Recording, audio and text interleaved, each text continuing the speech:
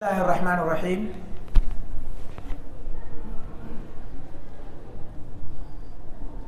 शुरू कीजिए। बिस्मिल्लाहिर्रहमानिर्रहीम। बात चल रही थी कि सुन्नत का मफ़हूम मुख्तलिफ़ उलमा के अपने अपने सब्जेक्ट के एतबार से अलग अलग होता है, लेकिन जब हम अक़ीदे की बात करते हैं और मनहज की बात करते हैं, दीन की उमूमी जब बात होती है जिनमें कोई एक सब्जेक्ट नहीं होता, हदीस का, फ़िक़्ह का, उसूल फ़िक़्ह का, बल्कि उमूमी अंदाज में लोगों के दीन पर जब बात होती है, अक़ीदे पर जब बात होती है, तो सुन्नत का माना होता है प्यारे नबी सल्लल्लाहु अलैहि वसल्लम का तरीक़ा और सहाबा का तरीक़ा। सुन्नत का असल मीनिंग तरीक़ा है। तो तरीक़ा किस चीज़ में? कौल व अमल में, कहने में, अमल करने, पूरी ज़िंदगी का तरीक़ा। अल्लाह के नबी सल्लल्लाहु अलैहि वसल्लम की ज़िंदगी कैसी थी, कैसे आप ज़िंदगी गुजारते थे, सहाबा की ज़िंदगी कैसी थी, क्या बोलते थे, क्या कहते थे और क्या करते थे, क्या अक़ीदा रखते थे। तो कौल और अमल, ज़बान का कौल, दिल का कौल अक़ीदा, ज़बान का कौल इक़रार, दिल का कौल एतिक़ाद और हाथ पैर से अमल। तो ये पूरी ज़िंदगी का पूरा खुलासा ये सुन्नत है अल्लाह के नबी सल्लल्लाहु अलैहि वसल्लम की और सहाबा की, और इसी पर चलने वालों को अहले सुन्नत वल जमात कहा जाता है, अहले सुन्नत कहा जाता है। तो अब अहले सुन्नत का जो लफ्ज़ है इसका इतलाक़ और इसका इस्तेमाल दो तरह से होता है। एक होता है अहले सुन्ना यानी सुन्नत वाले, यानी नबी सल्लल्लाहु अलैहि वसल्लम के तरीक़े पे चलने वाले, और इस अहले सुन्नत के लफ्ज़ का मतलब यहाँ पर असल में राफ़ज़ी और शिया लोगों के बिलमुक़ाबिल होता है। यानी दुनिया में गोया दो तरह के मुसलमान हैं, एक अहले सुन्नत और एक अहले तशय्युअ, शिया इस्लाम, सुन्नी इस्लाम। तो अब जब ऐसे करके बोलते हैं अहले सुन्नत, तो इस अहले सुन्नत के अंदर शिया को छोड़कर, राफ़ज़ियों को, उनके और तमाम फ़िरक़ों को छोड़ करके बाक़ी जितने मुसलमान हैं सब अहले सुन्नत हैं। तो अब अहले हदीस भी सब अहले सुन्नत हुए, देवबंदी भी अहले सुन्नत हुए, बरेलवी भी अहले सुन्नत हुए, जमात इस्लामी भी अहले सुन्नत हुए, तबलीगी भी अहले सुन्नत हुए, सब सारे के सारे मुसलमान सारे के सारे क्या हैं? वो अहले सुन्नत हो गए। क्योंकि यहाँ पर मुकाबला किससे है? राफ़ज़ियों से, शियों से। तो शियों के मुकाबले में अहले सुन्नत बोला तो ये सारे के सारे मुस्लिम फ़िरक़े इसमें शरीक हो गए।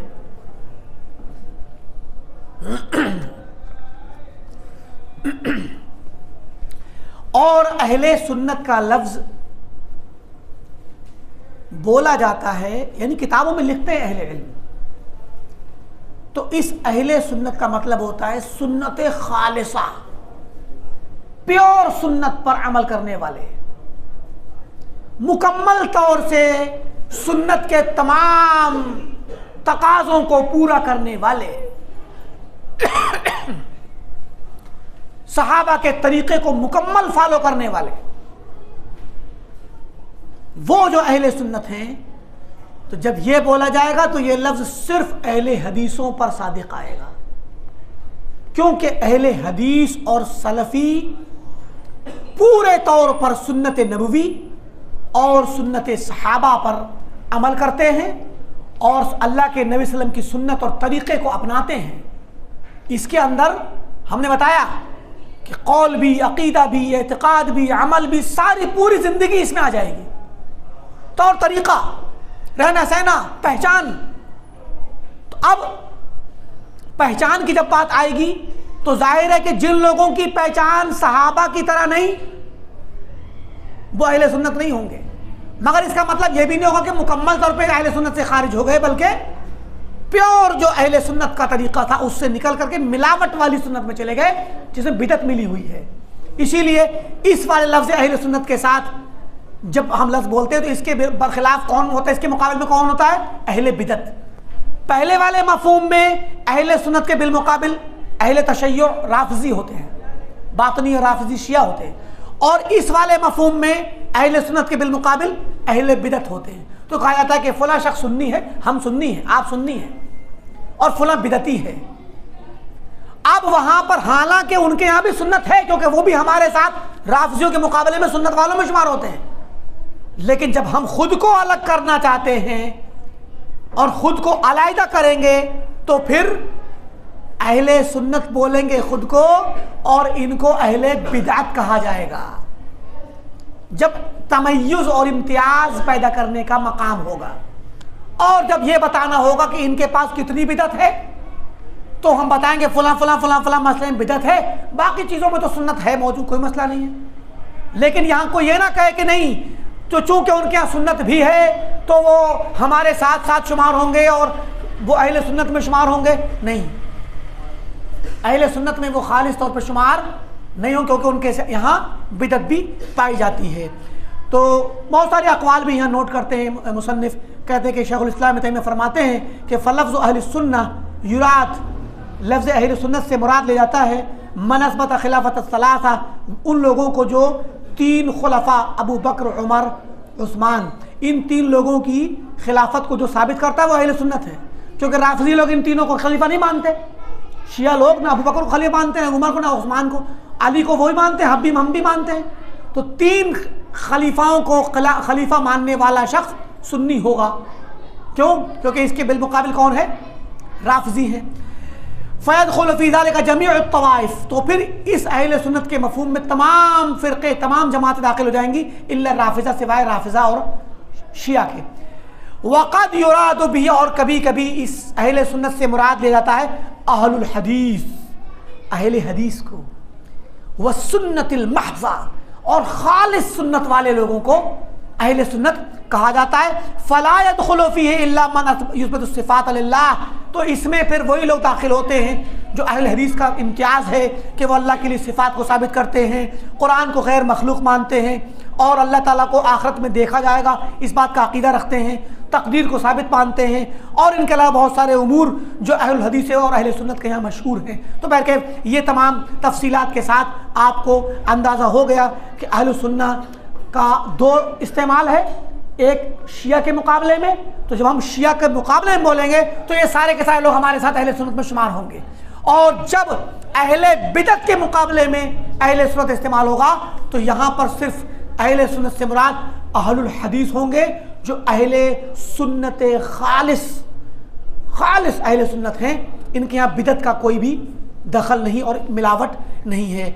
और उसके बाद बहुत सारे उलमा से इन्होंने उनके कलाम को नकल किया है, और कलाम नकल करने के बाद वो कहते हैं कि अहले सुन्नत वल जमात, जो जमात का मफहूम भी बतलाया इन्होंने। जमात किसे कहते हैं? जमात भाई सहाबा की जमात ही जमात है, सहाबा की जमात ही असली जमात है, और सहाबा के तरीक़े पर चलने वाले जो लोग हैं क़यामत तक वही जमात शुमार होंगे।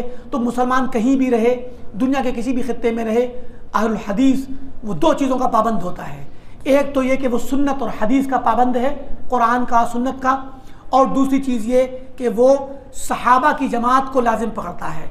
तो सहाबा के तरीक़े को लेता हुआ चलता है, और उनके बाद जब उतरता है नीचे को, ताबईन, तबा ताबईन और बाद के लोगों में, तो जिस शख्स ने, जिस जमात ने सहाबा के तरीक़े को लाजिम पकड़ा मुकम्मल तौर से, उन्हीं को ये लाजिम पकड़ता है, चाहे तन्हा ही क्यों ना रहे, कहीं भी रहे। तो ये अहलुस सुन्नत वल जमात का असली मफहूम है। और आगे फरमाते हैं कि ये जो अलक़ाब हैं अहले सुन्नत वल जमात, सलफ़ी, अहलुल हदीस और अहले सुन्ना, अहलुल असर, बहुत सारे अलक़ाब यहाँ नकल किए हैं। इन अलक़ाब के हक़दार अहले सुन्नत वल जमात सलफ़ी क्यों हैं? कहते हैं कि यहाँ जो ये लोग हैं इसके हक़दार हैं, तो ये जो अलक़ाब हैं, इनको ये अलक़ाब जब इनका इन्होंने लक़ब अख्तियार किया अहले हदीस, तो इस लक़ब ने हमें उम्मत इस्लामिया का जो माना है उम्मत का, उम्मत से हम अलग नहीं हो गए। हम तो बिदअत से अलग होने की वजह से हमने अपने आप को अहले हदीस कहा, वरना हम उम्मत इस्लामिया हैं, और वो उम्मत इस्लामिया जो सहाबा के दौर से शुरू हुई और आज भी चल रही और क़यामत तक रहेगी। और अहले सुन्नत वल जमात का जो मफहूम है, ये तमाम किताब व सुन्नत को मुकम्मल तौर से पूरे इस्लाम को मानने वाले लोग हैं। हम पूरे इस्लाम की दावत देते हैं, पूरे इस्लाम को हम मानते हैं, जो इस्लाम सहाबा ने माना, जो इस्लाम ताबईन ने माना, वो इस्लाम। कोई ये ना कहे कि अहले हदीस तो सिर्फ रफ़ुल यदैन का नाम है, नहीं। आमीन का नाम, सीने पे हाथ बांधने का नाम, या सूरह फातिहा पढ़ने का नाम अहले हदीस नहीं है। अहले हदीस पूरे इस्लाम का नाम है। ये तो चंद बाज़ इलाकों में, दुनिया के बाज़ खित्तों में चंद मसाइल ऐसे हैं कि कहीं पर कोई ख़ास मसला ज़रूरत का तकाजा होता है कि वहाँ पर इसका इजहार किया जाए, और इस पर इजहार तो अमल तो हमेशा होगा, लेकिन ज़बान से, तकरीर से, किताबों से इसका इजहार करके लोगों के दरमियान लाया जाए, ताकि जो वो लोग जो इन चीज़ों को छोड़े हुए हैं, इन पर अमल नहीं करते, उनको सिखलाया जाए और उनको याद दिलाया जाए कि ये सब के सब अल्लाह के नबी सल्लल्लाहु अलैहि वसल्लम की सुन्नत से साबित शुदा उमूर हैं, इन पर अमल करना ज़रूरी है। सुन्नत और तरीक़े नबवी होने की वजह से और सुन्नत की पहचान होने की वजह से, क्योंकि ये किताब और सुन्नत से साबित हैं। ऐसे ही ये जो अलक़ाब हैं, इनमें से ज़्यादातर अलक़ाब सही अहादीस से साबित हैं। अहादीस में इस तरह के अल्फाज आए हैं। और अहले सुन्नत वल जमात का की चौथी वजह कि अन्ना अक़दल वला वल बरा वल मुवालात लदैहिम हुवा अलल इस्लाम ला अला रस्मिन इस्मिन बिस्मिन मुअय्यन। हम लोगों के साथ दोस्ती और दुश्मनी, मोहब्बत और नफ़रत जो करते हैं वो दीन इस्लाम के तरीक़े पर और किताब और सुन्नत पर करते हैं। ये नहीं कि वो हमारे हल्के में नहीं है, हमारे दोस्तों में नहीं है तो अब उससे हम नफ़रत करें। कोई भी इंसान, भाई अगर हमारे दरमियान अहले हदीसों में, सलफ़ियों में अगर कोई इंसान ऐसा है, हमारे अपने दोस्तों के हल्के में कोई नहीं है और किसी और जगह पे बैठता है, किसी और उसका अपना हल्का है, लेकिन वो भी अहले हदीस हैं, वो भी सलफ़ी हैं, हम कहें नहीं हमारे दरमियान में नहीं बैठता, हमारी मस्जिद में नहीं आता, तो अब हम उससे दुश्मनी रखेंगे। भाई वो भी अहले हदीस है, वो भी सलफ़ी है, हमारे दरमियान नहीं बैठता है, कोई वजह हो सकती है, लेकिन अगर वो अहले हदीस है और सलफ़ी है तो उससे दोस्ती की जाएगी, चाहे वो किसी भी जगह का रहने वाला हो, किसी भी इलाके में रहता हो। उसके दोस्तों में हमारे साथ उठना बैठना नहीं भी करता, उसके अपने दोस्त हैं, वो भी सब अहले हदीस हैं। लेकिन हाँ, अगर किसी के दोस्त और अहबाब का हल्का बिदअतियों के साथ मिल जाएगा तो फिर सवाल खड़ा हो जाएगा। लेकिन जब तक इंसान अहलुल हदीस के और सलफ़ के तरीक़े पर है तो कहीं भी रहे, हमें कोई मतलब नहीं है। वो हमारा दोस्त है, वो हमारा भाई है, तो हमारी मोहब्बत, हमारी नफ़रत, हमारी दोस्ती और दुश्मनी का जो मेयार है वो किताब और सुन्नत है, वो सहाबा और सलफ़ का तरीक़ा है। तो ये चीज़ें यहाँ पर ज़हन में रखनी ज़रूरी हैं। और फरमाया कि ये जो अलक़ाब हैं हमारे, हम खुद को जो अहले हदीस कहते हैं, सलफ़ी कहते हैं, ये अलक़ाब हमें किसी भी एक शख्स के लिए तासुब करने पे नहीं उभारते। हम कहें कि भाई हमारे फला मौलाना इतने बड़े आलिम थे, अगर आप उनसे मोहब्बत रखोगे तब तो आपसे हम दोस्ती करेंगे, या आप हमारे हो। अगर हमारे मौलाना से आपने को बड़ा नहीं माना, उनकी बात को नहीं आपने तस्लीम किया, तो आप हमारे दोस्त नहीं हो, आप हमसे दूर। ये हमारा तरीक़ा नहीं है। हम अगर तासुब रखते हैं तो सिर्फ एक शख्स के लिए है। हमारी नज़र में सिर्फ एक शख्सियत है जिसके लिए हम तासुब रखते हैं, और वो है रसूल गिरामी मोहम्मद अरबी सल्लल्लाहु अलैहि वसल्लम की शख्सियत। क्योंकि वही हमारे इमाम हैं, वही इमाम आज़म हैं, वो सैयद वलद आदम है, पूरी कायनात में तमाम इंसानों के सरदार हैं, अंबिया के इमाम हैं, इमामुल अंबिया हैं। उन्हीं के लिए हमारे दिल में तासुब है, बिल्कुल है। तो तासुब का मतलब क्या है? अगर कोई शख्स अल्लाह के नबी की बात नहीं मानता वो हमारा दोस्त नहीं है, जो सुन्नत को कबूल नहीं करता वो हमारा दुश्मन है। तासुब का मतलब यह है। ये मतलब नहीं कि हम अल्लाह के नबी के लिए नौज़ बिल्लाह आपको आपके नबूवत के मकाम से ऊंचा करके हुलू करते हैं और ज़ाती तौर पे आपको आपके इतने मकाम पर पहुंचा के अल्लाह के मकाम पर पहुंचा देते हैं, ऐसा मतलब नहीं है। मतलब यह है कि अल्लाह के नबी से जिसने मोहब्बत की मोहम्मद से वफ़ा तूने तो हम तेरे हैं, तो मोहम्मद से वफ़ा अगर की सल्लल्लाहु अलैहि वसल्लम तो हम तेरे हैं, तो हम तेरे दोस्त हैं, तेरे भाई हैं, तू हमारा दोस्त है। तो हमारा मेयार और तासुब, और अगर किसी शख्सियत के लिए हम पैरवी करने की बात करते हैं तो एक ही शख्सियत है जिसकी तरफ हम बुलाते हैं, और वो शख्सियत है नबी इस्लाम की। वरना कोई भी अहले हदीस आलिम हो उनका एहतराम हम करते हैं, इज्जत हम करते हैं, कोई भी सलफ़ी आलिम हो उनका एहतराम करते हैं, मगर उनके लिए तासुब हम नहीं करते। हमारे किसी आलिम ने, किसी इमाम ने, किसी शेख ने, किसी बुज़ुर्ग ने, किसी बड़े अल्लामा ने अगर कोई बात कही है, अगर वो बात इत्तेफाक से, चाहे सबकत लिसानी में हो, भूल चूक में हो, या उनका ख़ास मौक़िफ़ हो, किसी मसले में उनका अपना मखसूस मौक़िफ़ भी हो सकता है, तो अगर वो किताब और सुन्नत के ख़िलाफ़ है तो हम उसे कबूल नहीं करते, हम उसको अदब और एहतराम के साथ रद्द कर देते हैं कि नहीं, ये बात नहीं मानी जाएगी, बात ख़त्म हो गई। लेकिन चूंकि वो अहलुल हदीस हैं और सलफ़ के तरीक़े पर हैं, लिहाजा उनको, उनके एहतराम को बरकरार रखते हैं। लिहाजा कोई भी शख्स हमारे मुताल्लिक़ और अहलुल हदीस के मुताल्लिक़ ये इल्ज़ाम नहीं लगा सकता कि ये लोग अपने उलमा को बहुत बड़ा, इतना बड़ा मकाम देते हैं कि उलमा के ख़िलाफ़ कोई बात सुन नहीं सकते।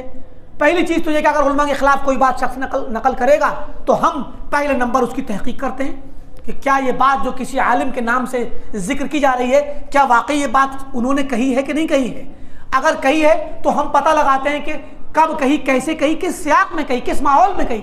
कभी कभी बात काट करके पेश की जाती है, सियाक व सबाक से, बड़ी बात में से दरमियान में से उठा की जाती है। कोई वीडियो होता है, कोई रिकॉर्डिंग होती है, आगे पीछे काट दे, दरमियान से जुमला ले लिया। अरे भाई, वो जुमला पहले की बात और बाद की बात से जोड़ के सुनेंगे या पढ़ेंगे तो सही लगेगा आपको। तो सियाक व सबाक से जब तमाम तहकीकात हो जाती हैं और फिर फाइनल में नतीजा निकलता है कि नहीं, इन आलिम से गलती हुई है, तसामु हुआ है और ये बात उन्हें नहीं कहनी चाहिए थी, तो फिर हम उनकी गलती को वाज़े करते हैं, बयान करते हैं और हम उस बात को नहीं मानते कि हम इस पर अमल करें। उन आलिम से मोहब्बत का तकाजा ये नहीं होता कि वो हम उनकी गलत बात भी ले लें। ये अहले हदीसों का इम्तियाज़ है। हम हर मजलिस में कहीं भी जाएं, अगर कोई अक़ीदे के ख़िलाफ़ बात आ जाती है तो हम उसको बयान करते हैं और हम बरात का इजहार करते हैं कि ये बात सही नहीं है। और हमारे उलमा का तरीक़ा ये भी है, हमारा भी तरीक़ा ये है कि हम, अगर कोई हमें हमारी गलती बतलाए तो हम तो उसका शुक्रिया अदा करते हैं कि भाई तुम्हारा शुक्रिया कि तुमने हमें जो हमसे जो गलती हुई थी उसको बतला दिया, और हम उससे रुजू करते हैं, वापस होते हैं। अगर हमें पता चल जाए कि हमने बात गलत की थी, गलत कही थी या गलती की थी, फ़ौरन रुजू करते हैं, हम वापस आते हैं, क्योंकि असल हक़ ये है कि इंसान हक़ बात को माने, अपने नफ्स की बात को मानने के लिए ऐसा हठ धर्मी का शिकार बिल्कुल भी ना हो। और हमारे सामने अहले इल्म इमाम इब्न क़य्यिम का ये कौल है। इब्न क़य्यिम फरमाते हैं कि एक जगह रद्द किया उन्होंने अबू इस्माइल हरवी पर, शेखुल इस्लाम अबू इस्माइल हरवी पर, उनकी किसी बात को, जो बात सही नहीं थी। पहले नंबर कोशिश की ये बताने की कि इस बात में अगर सही माना निकाला जाए तो ये है, लेकिन इस बात में गलत माना भी पाया जाता है। तो पहले सही बात पेश कर दी अपनी किताब मदारिजुस सालिकीन में, और फिर कहा कि नहीं, चूंकि लफ्ज़ ऐसा है कि दोनों माने इसके अंदर पाए जा रहे हैं, सही भी गलत भी, तो कहा कि सही तो हमने पेश कर दिया, अगर शेख की मुराद ये थी तब तो कोई बात नहीं है, अच्छी बात है, लेकिन लफ्ज़ में ये भी वाला मीनिंग का एहतिमाल है, तो अगर गलत वाला मीनिंग, ये वाला मीनिंग शेख की मुराद है तो फिर ये बात गलत है। और ये, लेकिन ये बात कहने से पहले, रद्द करने से पहले क्या कहा, शेखुल इस्लाम हबीबुन इलैना, शेखुल इस्लाम अबू इस्माइल हरवी हमारे महबूब हैं, हम उनसे मोहब्बत करते हैं। पुराने थे, कुछ साबिकीन में से थे, तो ये हमारे महबूब हैं, हम इनसे मोहब्बत करते हैं। वलाकिनुल हक़ अहब्बु इलैना मिन्हु, लेकिन हक़ जो है वो हमें ज़्यादा महबूब है शेखुल इस्लाम के बिलमुकाबिल।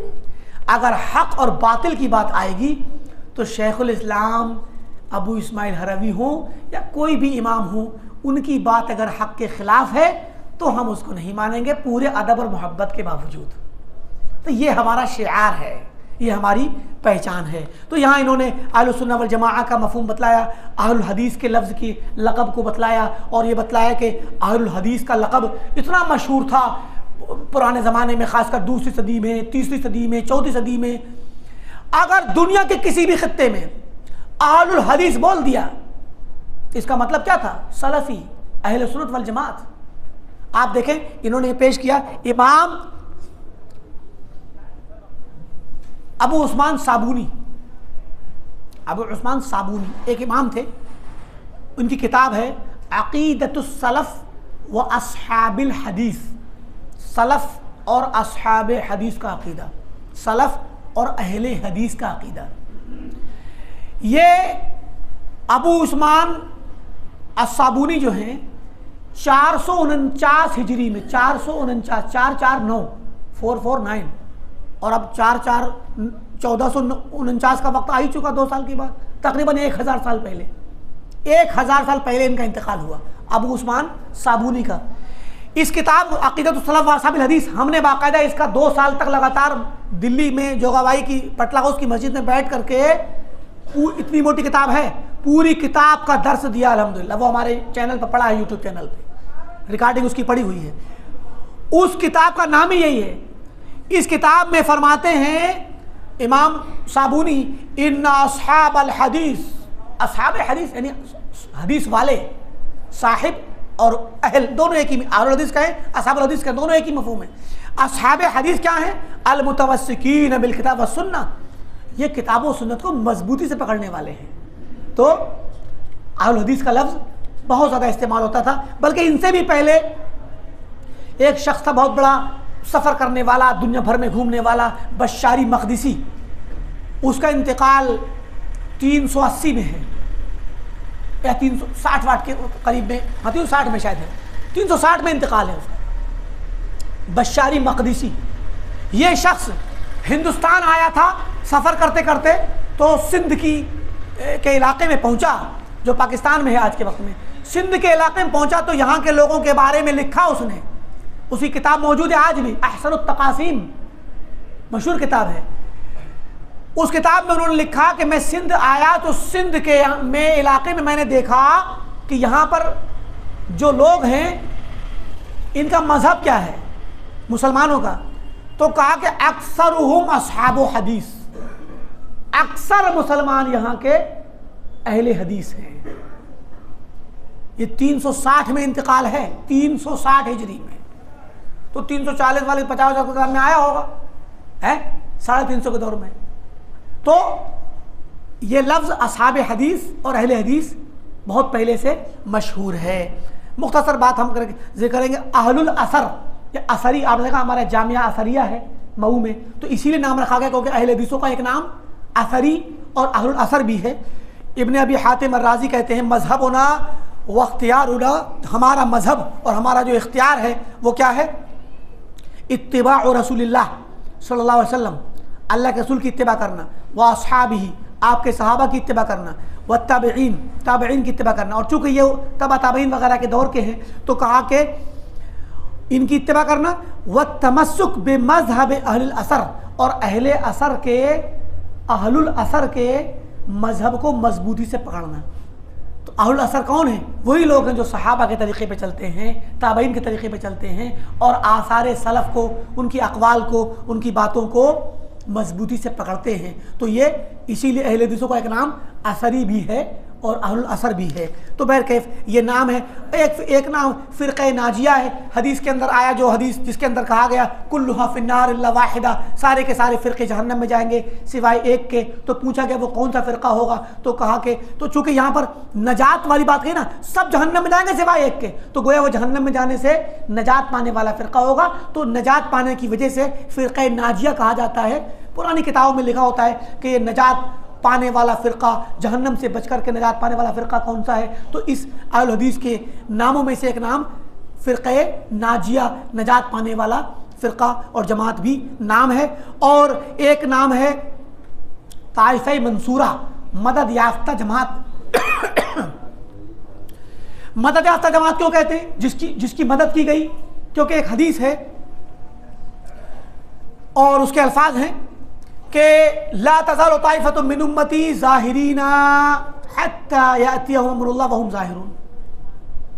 और भी अल्फाज हैं, ला तज़ालु ताइफ़तुम मिन उम्मती ज़ाहिरीना अल हक़ ला यज़ुर्रुहुम मन ख़ालफ़हुम वला मन ख़ज़लहुम हत्ता यातिया अम्रुल्लाह वहुम कज़ालिक। मेरी उम्मत की एक जमात मुसलसल कायम रहेगी, यानी सहाबा के दौर से मुसलसल कायम रहेगी हक़ पर, ज़ाहिरीन, गालिब रहेंगे, वो हक़ पर रहेंगे और गालिब रहेंगे। उनकी हुज्जत और उनकी दलील बड़ी मजबूत होगी, क्योंकि ज़ाहिर किताब और सुन्नत की दलील होगी। इनको कोई नुकसान नहीं पहुंचा सकेगा इनका मुखालिफ, इनका साथ छोड़ के भागने वाला भी इनको नुकसान नहीं पहुंचा पाएगा। और ये इसी तरीके से गालिब रहेंगे यहाँ तक कि क़यामत आ जाए, क़यामत के करीब तक। तो ये मदद याफ्ता होंगे तभी तो गालिब होंगे, अल्लाह की मदद इनके साथ होगी। तो ये अल्फाज हैं। एक और लक़ब बयान किया, अस्सलफ़ या सलफ़िया और सलफ़ियून। तो सलफ़ और सलफ़ी भी हमें कहा जाता है। और ये लफ्ज़ अहले इल्म ने बहुत ज़्यादा इस्तेमाल किया है अपनी किताबों में और बताया है कि सलफ़ से मुराद क्या है, सलफ़ से मकसूद हम भी पीछे बता चुके हैं, यहाँ मुसन्निफ़ भी बयान करने के सलफ़ से मुराद क्या है। सलफ़ कहते हैं पीछे गुजरे हुए लोगों को, सलफ़ा के मतलब पीछे गुजरना। कुरान में इस्तेमाल हुआ कि फ़जअलनाहुम सलफ़न व मसलन लिल आखिरीन, जो लोग पीछे गुजर गए जिनको अल्लाह ने सज़ा दी उनको अल्लाह ने फरमाया कि हमने इनको सलफ़ बना दिया, मिसाल बना दिया बाद के लोगों की इबरत पकड़ने के लिए। और अरबी ज़बान में सलफ़ कहा जाता है मन तक़द्दम मिनल आबा, जो आपके बाप दादा ख़ानदान में जो पीछे लोग आबा व अजदाद गुजर गए वो हमारे सलफ़ हैं। सलफ़ के माने पीछे गुजरने वाला इंसान, पहले से जो गुजर के चला गया। तो ये लुग़त में और अरबी ज़बान में कहते हैं। लेकिन शरीयत के एतबार से और शरीयत की ज़बानी, अहले इल्म की ज़बानी इस्तिलाह में सलफ़ किसे कहेंगे? ज़ाहिर है आप देखें, गौर करें तो सलफ़ जब गुजरे हुए लोगों को कहा जाता है तो इस उम्मत में सबसे पहले कौन गुजरा? सहाबा गुजरे। उम्मत के अंदर उम्मतियों में सबसे पहली जमात सहाबा की, तो ज़ाहिर है कि अल्लाह ताला के निज़ाम के मुताबिक सबसे पहले जो जमात आई वो सबसे पहले दुनिया से रुखसत हो गई। फिर उनके बाद ताबईन आए, तो ताबईन के लिए सहाबा सलफ़ हो गए, और ताबईन की जमात जब गुजरी तो उनके बाद वाले तबा ताबईन के लिए ताबईन और सहाबा सलफ़ हो गए। सहाबा हमेशा सलफ़ रहेंगे। हमारे ज़माने में भी हमसे पहले जितने उलमा गुजर गए, जितने मुसलमान गुजर गए, जो सहाबा के तरीक़े पर चल रहे थे, वो सब लुग़त के एतबार से हमारे सलफ़ हैं। और हम आगे चल कर के सलफ़ बनेंगे बाद में आने वाले लोगों के लिए, ये लुग़वी एतबार से। लेकिन उमूमी तौर पे अहले इल्म सलफ़ का मफ़हूम और माना जो तय करते हैं वो ये कि सहाबा की जमात इब्तदाई तौर पे, सहाबा के बाद ताबईन की जमात और ताबईन के बाद तबा ताबईन की, ये तीन दौर, तीन तबक़े, खैरुल कुरून क़र्नी। और हदीस में आता है कि सबसे बेहतर कर्न, सबसे बेहतर ज़माना, सबसे बेहतर सदी मेरी है, जैसे मेरे सहाबा हैं। सुम्मल लदीना यलूनहुम, सुम्मल लदीना यलूनहुम, फिर वो लोग जो इनके बाद आएंगे यानी ताबईन, फिर वो लोग जो उनके बाद आएंगे यानी तबा ताबईन। तो गोया ये जो जमातें होंगी, ये दौर जो होगा, ये दौर सबसे अफजल है, सबसे बेहतर है। तो इसीलिए इस दौर के लोगों को सलफ़ कहा गया। और जो इनके तरीक़े पे चलता रहेगा बाद में, वो सलफ़ का ताबेदार सलफ़ी कहलाएगा। अब देखिए, लुग़त के एतबार से तो हम भी सलफ़ बन जाएंगे बाद वाले लोगों के लिए, कि हम पहले गुजर जाएंगे, बाद वाले बाद में आएंगे, लुग़त के तहत। लेकिन इस्तिलाह में क्या है? हमसे पहले जो लोग गुजरे, अभी 10 साल पहले, 20 साल पहले, 50 साल पहले, 100 साल पहले, 200, 400, 600, 1000 साल पहले जो भी गुजरे वो सब सलफ़ हैं लुग़त के, लैंग्वेज के इस्तेमाल के एतबार से। लेकिन तो हम जब वो सलफ़, तो हम भी सलफ़ हो, तो हम सलफ़ी हैं। तो सलफ़ तीन दौर को कहा जाएगा खुसूसी तौर पे, सहाबा का दौर, ताबईन का दौर, तबा ताबईन का दौर, बस ये सलफ़ हैं। और इनके बाद जो लोग आए वो सलफ़ की पैरवी करने वाले सलफ़ी कहलाए। इसीलिए हम भी सलफ़ी हैं और आने वाली नस्लें भी जो इस तरीक़े पे चलेंगी, इस मनहज को अपनाएंगी, वो भी सलफ़ी कहलाएंगी। तो यहाँ पर एक बात जान लें कि ये जो हमने इन तीन दौर को सलफ़ी कहा, तो यहाँ पर ज़माना मकसूद नहीं है। सिर्फ कोई कह के नहीं, लिहाजा सहाबा के दौर में जितने भी सहाबा हैं, जितने भी लोग हैं, वो सब सलफ़ी हैं। भाई बाज़ वो लोग जो अल्लाह के नबी के ज़माने में मुसलमान तो हुए, लेकिन कुछ दिनों के बाद मुर्तद हो गए। फितने अल्लाह के नबी सल्लल्लाहु अलैहि वसल्लम की वफ़ात के बाद मुर्तद हो गए हैं। तो देखा जाए तो वो अल्लाह के नबी के दौर में थे, तो खैरुल कुरून क़र्नी के नाम से तो वो उस ज़माने में पाए गए। लेकिन जो मुर्तद हो गया वो अब सहाबी नहीं रहा है। जो इब्तिदा में तो सहाबी बना था वो, मगर सहाबी वो है जो अल्लाह के नबी सल्लल्लाहु अलैहि वसल्लम से हालत ईमान में मुलाकात करे, आपको देखे या मुलाकात करे, और उसकी वफात भी ईमान पर हो, मुर्तद हो के ना मरे। मुर्तद हो गया तो सहाबी नहीं रहेगा। हाँ, अगर कोई शख्स पहले उसने इस्लाम लाया, अल्लाह के नबी सल्लम के साथ में वो उसने आपको देखा, मुलाकात की, ईमान लाया, सहाबी बन गया। दरमियान में आपकी वफात के बाद फितने का शिकार होकर के वो मुर्तद हो गया, लेकिन फिर लौट आया इस्लाम पर, तो वो सहाबी रहेगा।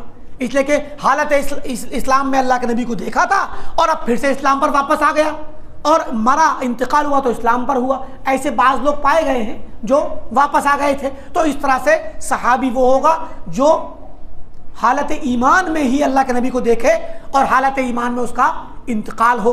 तो ऐसी ताबईन के ज़माने में भाई जिसने भी सहाबा को देखा तो क्या वो ताबई हो गया? भाई अभी हमने बताया कि खवारिज सहाबाई के साथ तो थे, लेकिन वो इस लफ्ज़ के साथ तो ताबई कहलाएंगे कि उन्होंने सहाबा को देखा लुग़वी एतबार से, लेकिन वो काबिल इक्तिदा, काबिल पैरवी ताबई नहीं है। कोई क्या कहने मैं ताबईन की बात मानता हूँ और खवारिज की बात लेकर के आए। तकदीर का इनकार करने वाले सहाबा के दौर में निकल चुके थे। अब्दुल्लाह बिन उमर से मुलाकात हुई कुछ लोगों की, उन्होंने कहा कि हमारे यहाँ बसरा में कुछ लोग तकदीर का इनकार करते हैं, तो कहा कह दो कि मैं उनसे बरी हूँ, मेरा कोई ताल्लुक़ नहीं उनसे। तो तकदीर का इनकार करने वाले सहाबा के दौर में थे, तो मुनकरीन तकदीर भी ताबई बन गए। तो इसलिए ज़माने का एतबार काफ़ी नहीं है कि सहाबा के दौर में जो लोग हैं, ताबईन के दौर में जो लोग हैं, हम उनकी बात मानेंगे। अगर कोई ऐसा कहे तो समझ लीजिए कि वो धोखा देना चाहता है। बल्कि ज़रूरी है कि सहाबा और ताबईन के दौर और ज़माने को साथ में रखते हुए, दौर ज़माना रखा जाएगा साथ में, मगर असल एतबार वल्लज़ीना इत्तबअूहुम बिइहसान, जो उनकी पैरवी करते हैं बहुस्न खूबी, अच्छे तरीक़े से पैरवी करने वाले, सहाबा के तरीक़े पे चलने वाले ताबईन, और ताबईन ही के तरीक़े पे और सहाबा के तरीक़े पे चलने वाले तबा ताबईन, और उनके बाद जो भी लोग हैं जो इसी तरीक़े पे चलेंगे, उन्हीं की ज़बान से वो बात सुनी जाएगी और उस पर अमल किया जाएगा। वरना ये लोग, ऐसे लोग काबिल एतबार नहीं होंगे जो सहाबा के सही तरीक़े पर नहीं हैं। इमाम सफ़ारीनी कहते हैं अल मुराद बिमज़हब सलफ़, सलफ़ के मज़हब से मुराद मा कान अलैहि सहाबतुल किराम रिज़वानुल्लाहि अलैहिम, वो तरीक़ा जिस पर सहाबा किराम थे रिज़वानुल्लाहि अलैहिम अजमईन, वो आयानुत ताबिईन लहुम बिइहसान, और उनकी पैरवी करने वाले आयान ताबिईन, यानी बड़े बड़े जो अहम ताबिईन हैं जो उनकी पैरवी करते थे, व अतबाउहुम, और उनकी पैरवी करने वाले ताबिईन की, व अइम्मतुद्दीन, और दीन के इमाम बड़े बड़े अइम्मा जो ताबिईन के दौर में भी आए, तबा ताबिईन के ज़माने में आए, बड़े बड़े अइम्मा, ये भी, इनकी भी पैरवी की जाएगी। और मिम्मन शुहिदा लहू बिल इमामा, जिनको इमामत के साथ जो मशहूर हुए और उनकी गवाही दी गई, उनकी व उरिफ़ा इज़्ज़म व शानी फ़िद्दीन, जिनकी अज़मत शान दीन के मामले में मारूफ़ हुई, व तलक़्क़ा अन्नासु कलामहुम, और लोगों ने उनके कलाम को नकल किया, खलफ़न अन सलफ़, बाद के लोगों ने पहले वाले लोगों से, वो सब लोग सलफ़ में शुमार होंगे और मज़हब सलफ़ में शुमार होंगे।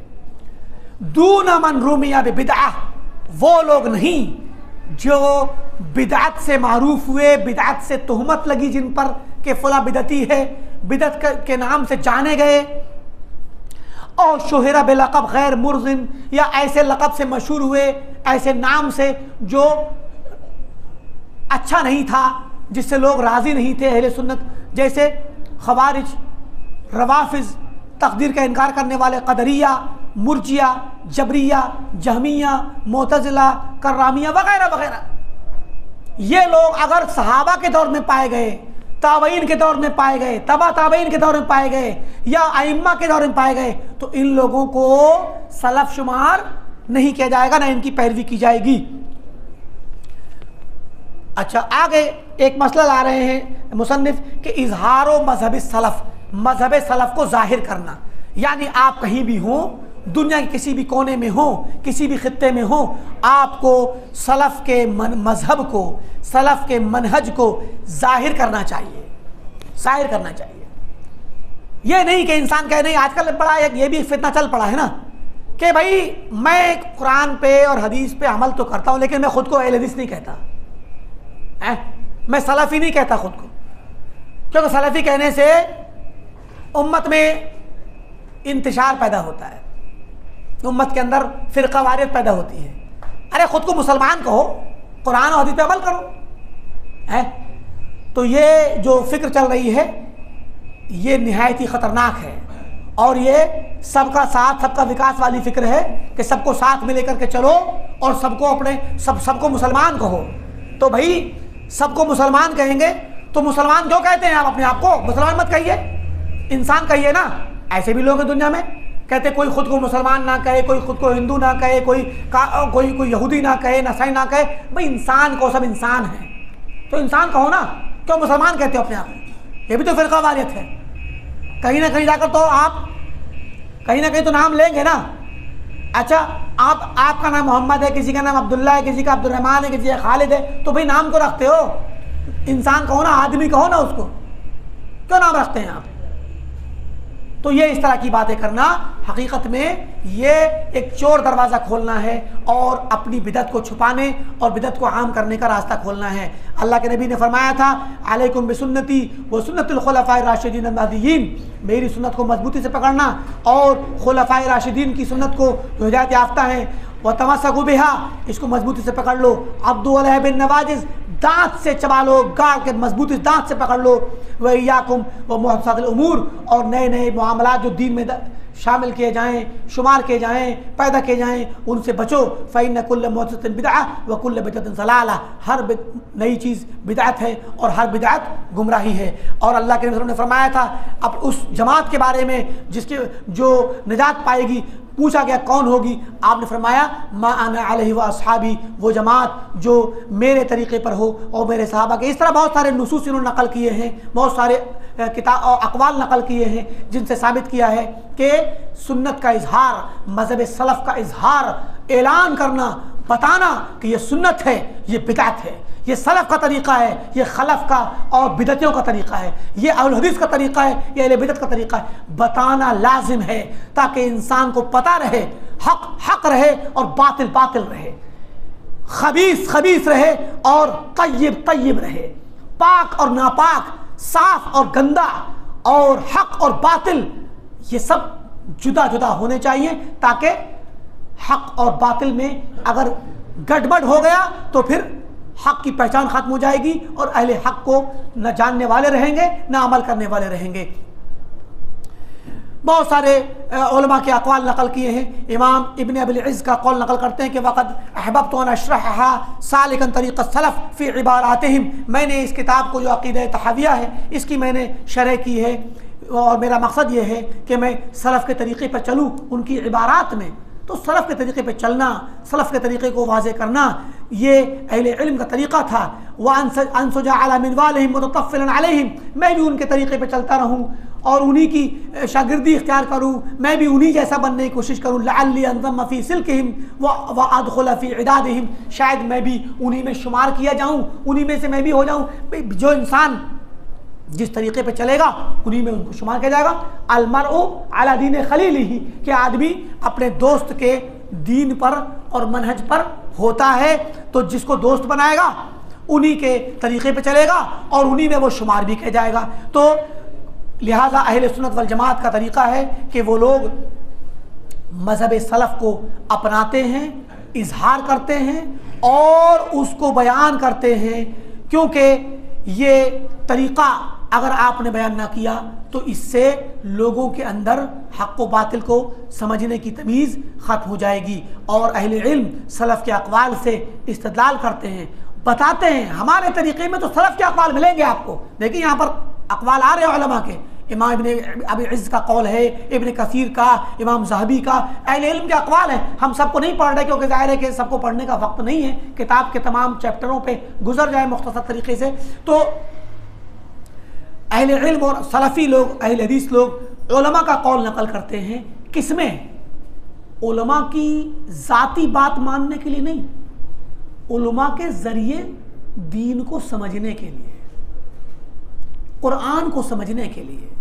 यहाँ पर समझिएगा एक बात, अभी आप जाएं देवबंदियों की तकरीरों में, हज़रत फ़लाँ साहब ने फरमाया, फ़लाँ बुज़ुर्ग थे ऐसे कहा करते थे, फ़लाँ शेख थे, हमारे उस्ताद थे, हमारे पीर साहब थे, हैं? वो लोग पीरों के, शयूख के, बुज़ुर्गों के अक़वाल आपको सुनाएंगे और हम भी अक़वाल सलफ़ और उलमा के अक़वाल सुना रहे हैं। क्या फ़र्क है? फ़र्क ये है कि उनके यहाँ वो जो पीर साहब थे, जब वो बुजुर्ग थे, जो उन्होंने कह दिया वही दीन है, जो उन्होंने कर लिया वही दीन है। गलत हो सही होने मतलब नहीं, वो तो उसको टच भी नहीं करेंगे, कभी सोच भी नहीं सकते कि हमारे हजरत, हमारे शेख, हमारे आलिम, हमारे इमाम, हमारे पीर गलती भी कर सकते हैं। ये तसव्वुर नहीं उनके यहाँ है। और हमारे यहाँ हम तो अपने उलमा से कुरान समझते हैं, क्योंकि हमारा आलिम अपने से पहले वाले आलिमों के जरिए समझाएगा, और वो आलिम धीरे धीरे पीछे जाएगा और सहाबा से पूछ करके आएगा कि भाई ये कुरान इस आयत का मतलब क्या है। अगर किसी सहाबी ने किसी आयत का मतलब, मुमकिन है किसी एक सहाबी ने कोई गलत भी बयान कर दिया, उनकी अपनी जाती राय भी होती है, कभी कभी इज्तिहाद होता है किसी सहाबी का, बाद सहाबा अपने इज्तिहाद से कोई बात कह देते हैं, तो हम वहां देखते हैं कि उन सहाबी के खिलाफ दूसरे सहाबा का अगर कौल है या किताब और सुन्नत के सरी खिलाफ जा रहा है, तो फिर वहां पर बताया जाता है कि इन सहाबी का यह अपना जाती कौल है, उनकी अपनी जाती राय है, और ये किताब और सुन्नत के खिलाफ है, इस पर अमल नहीं किया जाएगा क्योंकि खिलाफ है, दीगर सहाबा ने इसको नहीं माना है। तो हम तो सहाबा से दीन को समझते हैं, ना कि सहाबा और ताबईन और अइम्मे दीन या बात के जो भी उलमा हैं, उन उलमा की बातों को दीन नहीं बनाते, उनके जरिए दीन को समझते हैं। तो ये बात जहन में रखना जरूरी है, वरना बाद लोग आजकल ये भी एतराज करते हैं कि भाई आज के वक्त में अहले हदीसों का तरीका बड़ा अजीब हो गया है। भाई पहले कहते हैं कि उलमा की बात मत मानो क्योंकि ये तुम्हें दीन से गुमराह कर देंगे, और जब इनके पास आ जाओ और अहले हदीस बन जाओ तो कहते हैं कि उलमा की मानो, सलफ की मानो, सहाबा, ताबईन, इमाम, अइम्मे इनकी मानो। तो भाई क्या फर्क हुआ देवबंदियों में, तकलीद करने वालों में और हम में? इसका मतलब यह हुआ कि आपके पसंदीदा उलमा की बात मानी जाए जो आपके उलमा है, और उनके उलमा की ना मानी जाए। ये एतराज किया जाता है, बाद लोग एतराज करते हैं। तो इसका जवाब आपको दे दिया हमने बता दिया कि जब हम ये कहते हैं कि उलमा की बात ना मानो, तो उस वक्त हमारा मुखातब कौन होता है? वो अंधा मुकल्लिद जिसके सामने हदीस आ जाती है मगर अपने इमाम की वजह से वो हदीस को नहीं मानता, क्योंकि इमाम साहब ने कह दिया लिहाजा मैं इसी को मानूंगा।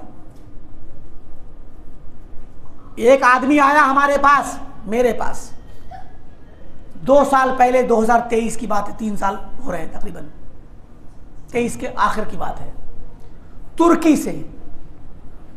से एक आदमी आया, वो किसी विजिट वीजे पे आया था, हिंदुस्तान घूम रहा था। तो उसने किसी से पूछा कि भाई यहाँ पर कोई अहले हदीसों का मदरसा उदरसा हो तो बताइए। तो किसी ने हमारे सनाबिल में भेज दिया, वो वहां पहुंचा। उसने बताया कि मैं अहले हदीस हूं, अरबी ज़बान में बात हो रही थी उससे। तो हमने कहा कि बड़ी खुशी की बात है, मोहब्बत से हमने मिला, हमने नाश्ता पानी कराया, खाना खिलाया उनको दोपहर का। तो हमने पूछ लिया कि उनके बारे में। तो कहने लगे मैं खुद ही अहले हदीस हुआ हूँ, मेरे घराने में कोई और अहले हदीस नहीं है, मैं पहले अहले हदीस हूँ अपने घराने का। वो तुर्की में रहता है, लेकिन वो असलन रहने वाला था मशरिकी तुर्किस्तान का, जो आजकल चाइना के कब्जे में। तो कहता है कि मैं अहले हदीस कैसे हुआ? अल्लाह ताला ने मुझे अहले हदीस कराया। मैं अहले हदीस, मैंने नाम भी नहीं सुना था कि अहले हदीस कौन। उसका फ़ोन नंबर भी हमारे पास है, उससे हमारा एक मतलब ज़ाहिर है ताल्लुक इंसान का हो जाता है अकीदे की वजह से। बोला हुआ क्या कि मैं अपने मदरसे में पढ़ता था देवबंदियों के वाले तरीके, हनफी मातुरीदी अकीदे के मुकल्लिदीन, मुकल्लिद हनफी मुकल्लिद हैं सब, वो चाइना में, तुर्किया में सब हनफी हैं, मुकल्लिद हैं मातुरीदी, सेम हिंदुस्तान की तरह। बोला मैं पढ़ता था तो फिक्र की किताब पढ़ता था, हदीस भी पढ़ने लग गए हम। तो अब मेरे सामने कोई बात हदीस में गुजरी, यही सब रफुल यदैन वगैरह का कोई मसला गुजरा था, रफ़ुल यदैन का या आमीन सूरह फातिहा का, कोई मसला। तो कहते कि जब हमारे शेख ने, हमारे उस्ताद ने, जो बहुत बड़े देवबंदी मसलक के आलिम हैं वहाँ के, उन्होंने हमें कोई मसला पढ़ाया फ़िक़्ह का, तो मैंने शेख से कहा कि मौलाना यूं ही बोले मेरे दिमाग में कभी कोई किसी अहले हदीस से ना बात हुई, ना मेरी मुलाकात हुई, ना मैं जानता था। हमारी एज का, हमसे ही बड़ा है उम्र में, हमसे भी ज़्यादा एज होगी, 50 से ऊपर की उनकी एज है। ये तुर्की जिनकी बात कर रहे हैं, तो अब से 30-35 साल पहले ये सब कोई सोशल मीडिया वगैरह 20 साल पहले, 22 साल पहले नहीं था, मोबाइल ही नहीं थे उस वक्त, तो 2010-11 के बाद ये शुरू हुए एंड्रॉयड वगैरह। तो मुराद ये कि मैं बोले किसी को नहीं जानता था, मेरे दिल में यूं ही इल्हाम अल्लाह ने बस डाल दिया, एक अल्लाह ने मेरे दिल में एक ये बात डाल दी। मैंने कहा कि शेख ये बताइए कि यहाँ तो आप कह रहे हैं कि हमें सूरह फातिहा, मसलन हमें मसला याद नहीं रहा, मुझे नहीं याद रहा, उन्होंने बयान किया था कि ये मसला, मिसाल सूरह फातिहा ले लीजिए कि हमें सूरह फातिहा नहीं पढ़नी है, और हदीस में तो मैं पढ़ के आया फला किताब में कि सूरह फातिहा अल्लाह के नबी सल्लल्लाहु अलैहि वसल्लम पढ़ते थे, और फरमाया कि इसके बगैर नमाज नहीं होगी। तो मौलाना साहब ने जवाब दिया कि वो हदीस की बात छोड़ो, हमारा मसलक ये है कि हमें ऐसे ही करना है, हमारे इमाम साहब का मसलक यही है। तो कहता है कि मेरे दिमाग में इसको सुन के फौरन ये सवाल आया कि मैंने कहा शेख ये बताइए कि अगर हमारा मसलक ये है तो हम मसलक की बात मानेंगे, तो इस एतबार से तो इमाम अबू हनीफा नबी सल्लल्लाहु अलैहि वसल्लम के मुकाबले में ज्यादा पैरवी के हकदार हुए। बात किसकी मानी जाए, अबू हनीफा की क्या अल्लाह के नबी की? तो इसके एतबार से तो अल्लाह के नबी नौज़बिल्लाह कमतर दर्जे के हो गए, और अबू हनीफा जो है नबी के दर्जे में हो गए, बल्कि नबी से बड़े हो गए। बोले जैसे मैंने बोला ये लफ्ज कहा, वो तब नाराज हो गया और झड़क दिया मुझे, और डांट करके गुस्ताखी वाले अल्फाज बोल करके मुझे मदरसे से निकाल दिया, भगा दिया मुझे। बोले मैं घर चला गया, क्योंकि बोले मुझे समझ ही नहीं आ रहा था कि जो है ये ऐसा क्यों हो रहा है, आखिर हम अबू हनीफा की बात क्यों मान रहे हैं जब अल्लाह के नबी की बात आ गई। ये फितरी तौर पे सवाल उठा रहा था वो बंदा। अब क्या हुआ, बोले मैं घर आ गया और मुझे मना कर दे तुम स्कूल नहीं आ सकते। अब स्कूल नहीं आ सकते, तो उसके बाद क्या हुआ, बोला मैं 1 दिन नहीं गया, 2 दिन नहीं गया, 3 दिन नहीं गया। तो मेरे वालिद साहब ने देखा, नौजवान था बोले मैं, तो वालिद साहब ने पूछा कि भाई स्कूल क्यों नहीं जा रहे हो? तो बोले मैंने कहा कि भाई मौलाना ने मुझे स्कूल से निकाल दिया है, मना कर दिया है। तो बोले क्या मतलब? बताया कि ऐसे ऐसा सवाल हुआ था तो उन्होंने मना कर दिया कि मैं तो स्कूल नहीं जाऊंगा। बोले इत्तेफाक से हमारे गांव में एक ही स्कूल है मुसलमानों का, और पढ़ने के लिए सब उसी में पढ़ते हैं, अलग से कोई स्कूल भी नहीं थे, छोटा गांव था। तो वालिद साहब ने कहा नहीं तुम चलो। बोले मैं नहीं जाऊंगा, मौलाना निकाल देंगे। बोले मैं चलता हूं तुम्हें लेकर के।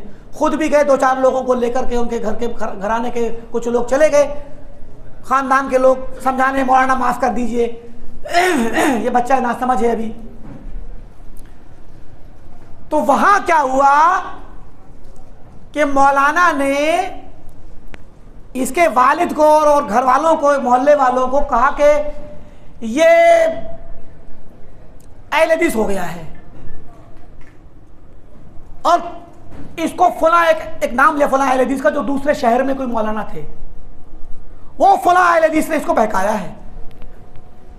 अब ये हंस रहा है कि मुझे बोले मैं कभी किसी को नहीं जानता कौन अहले हदीस होते हैं, और वो आलिम भी कौन है, पहली बार नाम सुन रहा हूं। बोले मुझे खुशी ये हो रही है कि मुझे कम से कम इन्होंने बता दिया कि मेरी जैसी फिक्र रखने वाले और भी हैं। समझे कि नहीं? देखिए अब अल्लाह ताला कैसे निकालता है। मुराद ये है कि वो उस वक्त तो बोले मैं बैठ गया स्कूल में, लेकिन 1-2 दिन के बाद मैं फौरन उस शहर गया और उन मौलाना का पता किया, उनसे मुलाकात की। फिर उनसे मैंने मुलाकात करने के बाद उनसे इल्म हासिल किया और मैं अहले हदीस हो गया। समझे कि नहीं? तो अब आप देखें कि ये अल्लाह ताला की खास तौफीक थी कि उस इंसान को वहाँ से निकाल लिया। अब माशाल्लाह वो मदरसा चलाते हैं अपना, और तुर्की के अंदर, तुर्किया में, और वहाँ पर अपने वो दीन की तबलीग और दावत और तालीम का काम कर रहे हैं। मुराद ये है कि हम जिस तरह से जिस माहौल में उलमा की बात मानने से मना करते हैं, वो ये माहौल है कि एक आदमी हदीस आने के बाद भी अपने इमाम के कौल को ना छोड़े, अपने आलिम की बात को ना छोड़े, तो वो तो अपने आलिम को, अपने इमाम को नबी सल्लल्लाहु अलैहि वसल्लम से ज़्यादा बड़ा दर्जा दे रहा है कि नहीं दे रहा है। लिहाजा ऐसे माहौल में ऐसे उलमा से रोकना वाजिब है और ऐसे लोगों को बताना वाजिब है कि अपने आलिम की पैरवी इस अंदाज में करना, आलिम की बात इस अंदाज में मानना कि नबी की बात छोड़नी पड़ जाए सल्लल्लाहु अलैहि वसल्लम और कुरान की बात छोड़नी पड़ जाए, ये जायज़ नहीं। और न सिर्फ ये कि जायज़ नहीं बल्कि ये कुफ्र तक ले जाने वाली बात है। इसलिए कि आपकी नज़र में नबी की कोई हैसियत नहीं और आलिम की हैसियत इतनी बड़ी है कि नबी से ज़्यादा बड़ा मकाम दे रखा है आपने। तो ऐसे माहौल में जहां पर तकलीद का, अंधी तकलीद का माहौल हो, वहां हम अंधी तकलीद से रोकने के लिए उलमा से हटाते हैं, क्योंकि कुरान और सुन्नत पर अमल करने के लिए जो बीच में रुकावट है वो ये उलमा है।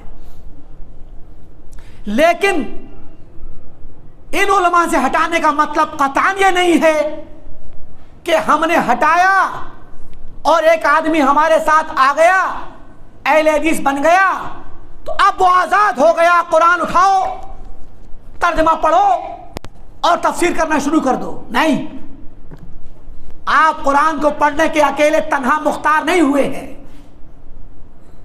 आपको अगर हटाया गया है तो तकलीद की जकड़बंदियों से हटाया गया है जो आपको किताब और सुन्नत से दूर करती थी, मगर आपको किताब और सुन्नत से जोड़ा गया है कुरान और हदीस से, इस शर्त के साथ कि आप कुरान और हदीस को सहाबा, ताबईन और तबा ताबईन उनके तरीके पर जो उलमा चलते आए हैं तो सहाबा के जरिए समझेंगे, ताबईन के जरिए क्यों, अब उनके जरिए क्यों समझेंगे, ये भी सुन लीजिए। अभी हमने एक रिवायत पढ़ी कि अल्लाह के नबी ने फरमाया ला तज़ालु ताइफ़तुम मिन उम्मती, मेरी उम्मत की एक जमात मुसलसल क़यामत तक हक पर कायम रहेगी। तो अगर हम सहाबा के तरीके पर चलना लाजिम करार ना दें, सहाबा ने कैसे कुरान को समझा, अगर उनकी समझ और फहम को ना लें और अपनी तौर पे समझना शुरू कर दें, अपनी तफसीर शुरू कर दें, तो होगा क्या, जहां हमारी तफसीर और समझ सहाबा से मुख्तलिफ होगी, नई समझ होगी, तो वहां हमारा रास्ता और सहाबा का रास्ता अलग हो जाएगा। अब या तो खुद को सही मानिए और सहाबा को गलत कहिए, सहाबा के तरीके पे चलने वालों को गलत कहिए, और ऐसा कहना गलत है, जायज़ नहीं, कुफ्र है ये तो। या खुद को गलत मानिए, तो जब खुद को गलत मानेंगे आप तो क्यों आप इस रास्ते पे जाएंगे, समझे कि नहीं। लिहाजा ज़रूरी है कि हम कुरान को समझने के लिए, हदीस को समझने के लिए सहाबा, ताबईन, तबा ताबईन और उनके तरीके पे आने वाले जितने उलमा हैं उन उलमा के ज़रिए ही समझेंगे। तो हम उलमा की तरफ बुला रहे हैं, उलमा की तकलीद करने के लिए नहीं, उलमा की अंधी तकलीद और पैरवी करने के लिए नहीं, बल्कि उलमा के ज़रिए किताब और सुन्नत और दीन को समझने के लिए। लिहाजा ये फ़र्क समझना ज़रूरी है। सलफ़ की तरफ और सलफ़ियत की तरफ इंतिसाब करना और इस लक़ब से अपने आप को मुलक़ब करना ये जायज़ है, अपने आप को सलफ़ी कहना जायज़ है। ये कहना कि मैं मुसलमान बन के रहूँगा, मुस्लिम बन के रहूँगा और ख़ुद को मुस्लिम कहूँगा, सलफ़ी नहीं कहूँगा, और इस चीज़ को गलत करार देना ये बात सही नहीं है, बल्कि अपने आप को सलफ़ी और अहले हदीस कहा जा सकता है। बहुत सारे अइम्मा ने, अब देखिए, अब हम यहाँ पर ये बात नकल करेंगे सहाबा और सहाबा के बाद के जो भी उलमा हैं उनके ज़रिए से, वो बताएंगे हमें कि हाँ ये काम कर सकते हैं आप। अभी थोड़ी देर पहले हमने नकल किया अबू उस्मान साबुनी का कौल कि वो असहाबे हदीस कहते थे। तो देखिए इब्न तैमिया कहते हैं ला ऐबा अला मन अज़हरा अला मन अज़हरा मज़हब सलफ़, कोई ऐब नहीं लगाया जाएगा उस शख्स पर जो मज़हब सलफ़ को ज़ाहिर करे, उसको मायूब नहीं माना जाएगा। वन तसबा इले, और ख़ुद को मंसूब करे सलफ़ के मज़हब की तरफ, ख़ुद को सलफ़ी कहे। वअतज़ा इलैहि बल युहब्बु क़ौलु ज़ालिका मिन्हु, बल्कि उसका ये कहना अच्छा माना जाएगा, पसंद किया जाएगा कि कोई इंसान खुद को सलफ़ी कहे। फ़इन्न मज़हब सलफ़ ला यकुनु इल्ला हक़्क़न, क्योंकि सलफ़ का मज़हब तो हक़ ही है, बातिल नहीं हो सकता। तो जो इंसान खुद को कहे कि मैं सलफ़ के मज़हब पर चलता हूँ, सलफ़ के मज़हब को अपनाता हूँ, तो वो हक़ को अपनाने की बात करता है। इमाम समानी का कौल, इब्नुल असीर का कौल, ज़हबी का कौल, बहुत सारे उलमा का, पुराने हो गए आज के ज़माने में इमाम शेख अब्दुर्रहमान मुअल्लिमी का कौल, शेख अब्दुल अज़ीज़ बिन बाज़ का कौल, और इसी तरीके से बहुत सारे उलमा के अक़वाल, शेख नासिरुद्दीन अलबानी वग़ैरह, शेख सालेह फ़ौज़ान का कौल, सबके अक़वाल नकल करते हैं। तो यहाँ उलमा के अक़वाल क्यों आ रहे हैं? क्योंकि ये उलमा बतला रहे हैं कि ऐसा करना सही है। और ये सिर्फ आज के ज़माने के उलमा नहीं बतला रहे, हर ज़माने के उलमा ने अपने आप को सलफ़ की तरफ, सलफ़ियत की तरफ, अहले सुन्नत की तरफ, अहले असर की तरफ मंसूब किया है, और इसको नकल करने में और मंसूब करने में वो कोई ऐब नहीं समझते। लिहाजा ऐसा करना जायज़ है। और हमने कुछ दलीलें दरमियान में दे दी हैं कि सलफ़ जब अहले बिदत अपने आप को मुसलमान कहते हैं और अहले हदीस भी कहते हैं, तो मुसलमान तो दोनों मुसलमान हो गए, तो कोई फ़र्क नहीं होगा। कोई कहेगा मैं मुसलमान हूँ और फिर हमें उसके साथ मुसलमान के नाम के साथ फिर जब तमीज़ नहीं होगी तो अहले बिदत के साथ उठना बैठना भी हम करेंगे और उनके उलमा को भी सुनेंगे, तो फिर हमारा दीन ख़राब होगा और बिदत दाखिल होंगी। लिहाजा दीन की हिफाजत के लिए, अहले बिदत से तमय्युज़ इख्तियार करने के लिए, अहले बिदत से दूर रहने के लिए ज़रूरी है कि हम अपना एक अलग पहचान बनाएं, जो कि तारीख़ में हमेशा बनाई गई है। दलील दे रहे हैं यहाँ पर सलफ़ के तरीक़े को लाजिम पकड़ने की दलीलें किताब व सुन्नत, कुरान और हदीस के अंदर दलीलें मौजूद हैं जो कहती हैं कि सलफ़ के तरीक़े को लाजिम पकड़ो। अभी एक हदीस पढ़ दी गई जो अलैकुम बिसुन्नती वाली, वो भी बताती है कि सलफ़ के तरीक़े को लाजिम पकड़ना ज़रूरी है। कुरान में अल्लाह ने फरमाया वत्तबि सबील मन अनाब इलैया, तुम पैरवी करो उन लोगों के रास्ते की जो मेरी तरफ रुजू करने वाले, इनाबत करने वाले हैं। इब्न क़य्यिम फरमाते हैं कि सहाबा सब के सब अल्लाह की तरफ रुजू करने वाले थे, लिहाजा सहाबा के तरीक़े की पैरवी करना वाजिब होगा।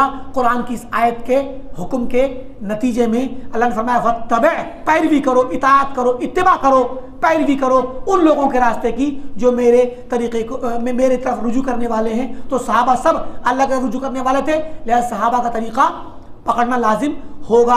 और बहुत से नुसूस हैं, वमन युशाक़िक़ रसूल मिन बअदि मा तबय्यन लहुल हुदा व यत्तबि गैर सबीलिल मुमिनीन नुवल्लिहि मा तवल्ला व नुस्लिहि जहन्नम व साअत मसीरा वस्साबिक़ून अव्वलून मिनल मुहाजिरीन वल अंसार। यहाँ बहुत सी आयात, बहुत सी अहादीस इन्होंने नकल की हैं जो ये लाजिम करती हैं। हमने ये बातें बारहा सुनी होंगी, इसलिए इनको हम यहाँ पर मुख्तसर करते हैं। सहाबा के तरीक़े, सहाबा से अब देखिए कुरान की दलील लाए, हदीस लाए, उसके बाद सहाबा क्या कौल ला रहे हैं।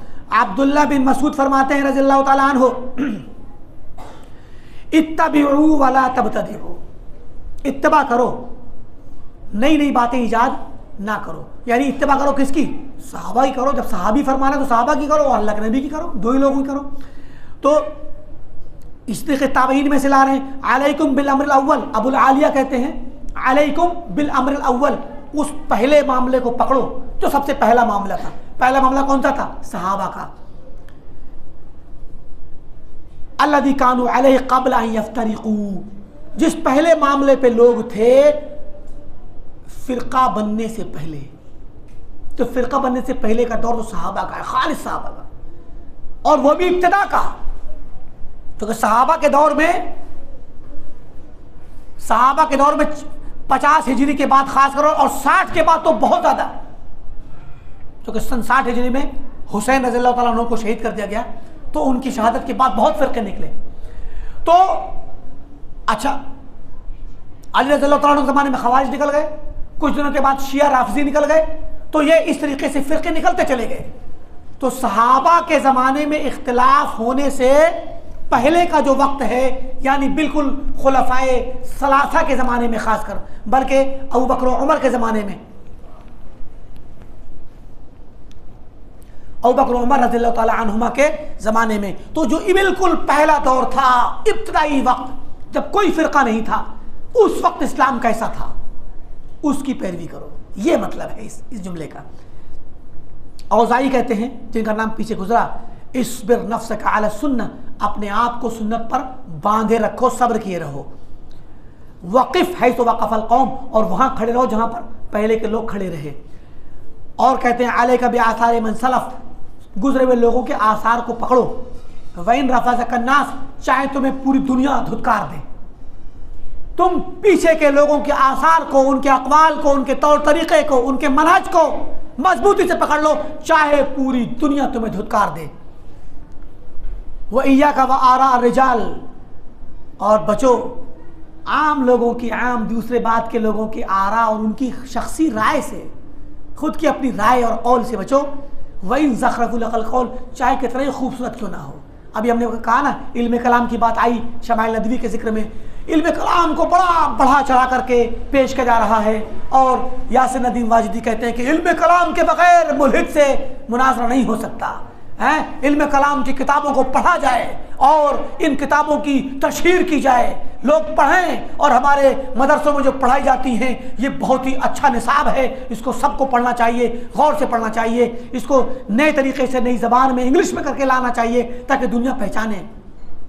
ज़ख़रफ़ुल क़ौल, लोगों की आरा है, लोगों का मन घड़त इल्म है, मन घड़त उसूल हैं, अक्ल के नाम पर अक्ली फासिद उसूल, अक्ल के अक्ली अंदाज के मन घड़त बातिल उसूलों का नाम इल्म कलाम है।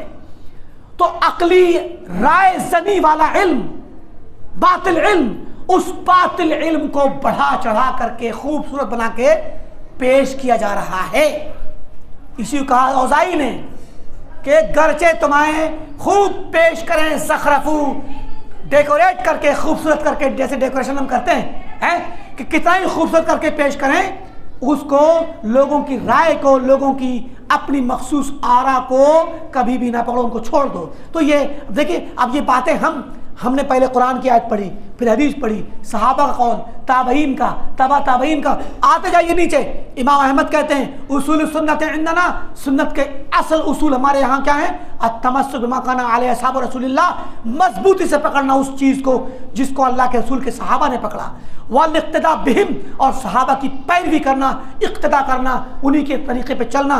व तर्कुल बिदा, और बिदत को छोड़ना, ये हमारे उसूल हैं। तो इमाम अहमद का कौल ऐसे ही कहते हैं, माज़ाल उलमा, हमेशा उलमा अइम्मा अहले सुन्नत के उलमा जीलन बादा जील, एक नस्ल से बाद की नस्ल, बच्चों खामोश कर दीजिए, नस्लन बादा नस्ल, नस्ल दर नस्ल हर ज़माने के उलमा दावत देते थे सहाबा के तरीक़े और सलफ़ के तरीक़े पर। तो ये आप देखें कि ये सब हमारा मनहज यही है। हम इन अब बताइए, इमाम अहमद ने जो बात कही, अभी जो बात इमाम अहमद ने कही, उनसे पहले इमाम औज़ाई ने कही, उनसे पहले अबुल आलिया ने कही, उनसे पहले इब्न मसूद रज़ियल्लाहु तआला अन्हुमा ने कही, ये चारों पांचों लोगों की जो बातें आई हैं, क्या ये बातें कुरान करीम की जो पीछे आयतें गुजरी उनके माने की तफसीर नहीं करती हैं?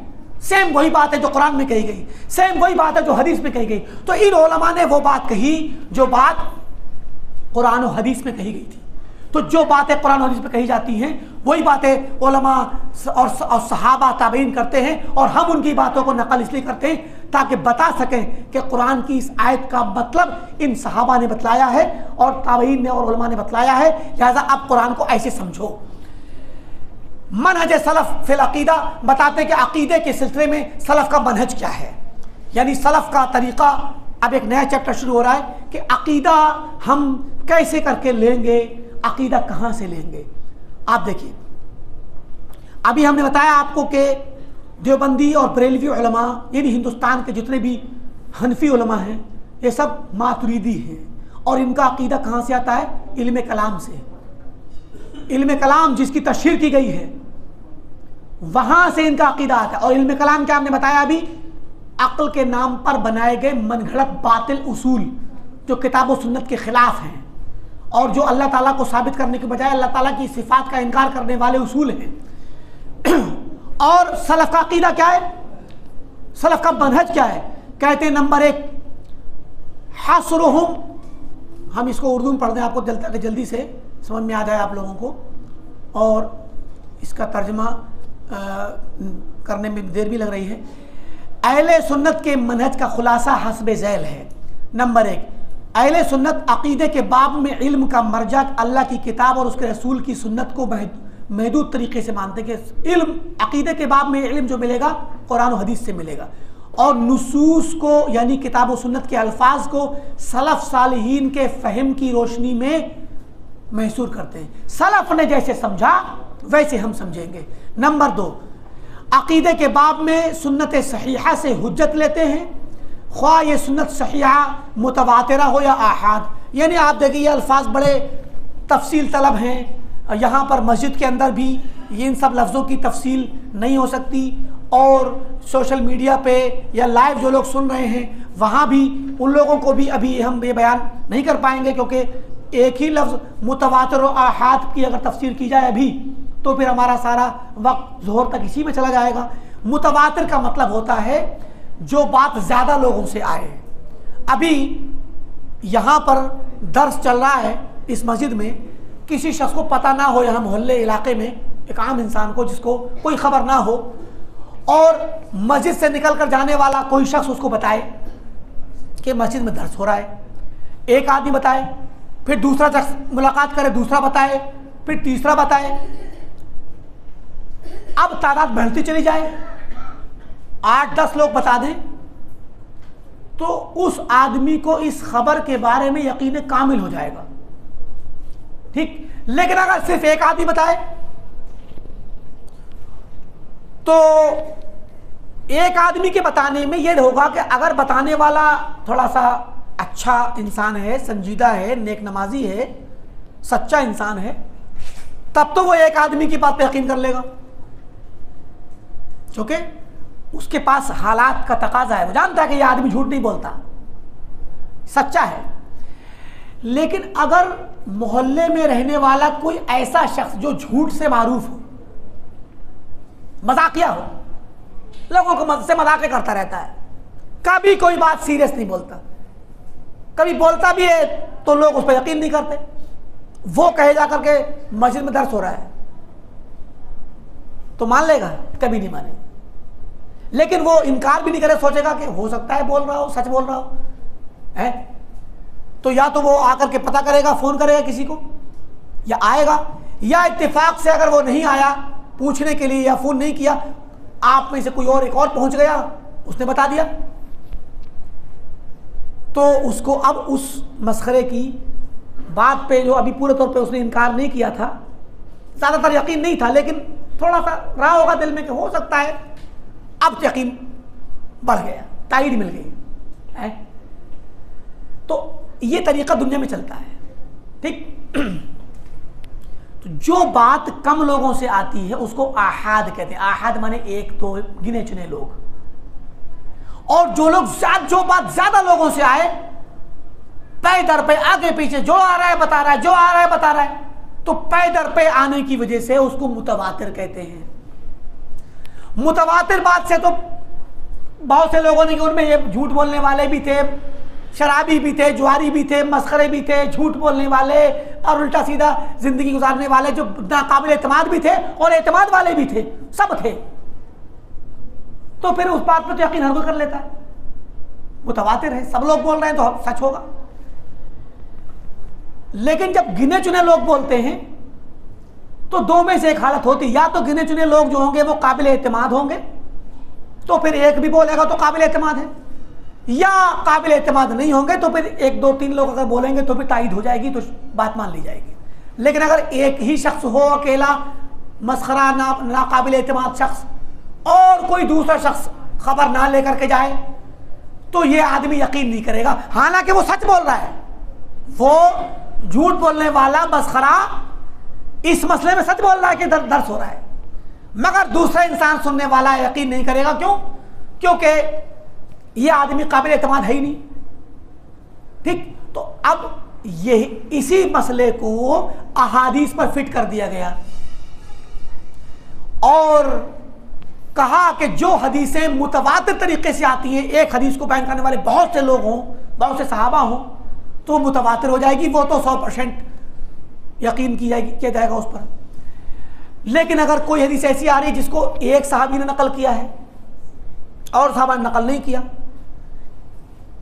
तो हमारे देवबंद वाले और बरेली वाले और मातुरीदी उलमा क्या कहते हैं, एक हदीस एक सहाबी से अगर आती है तो आहाद से आई, गिने चुने लो एक से आई, अकीदे के बाब में हुज्जत नहीं है।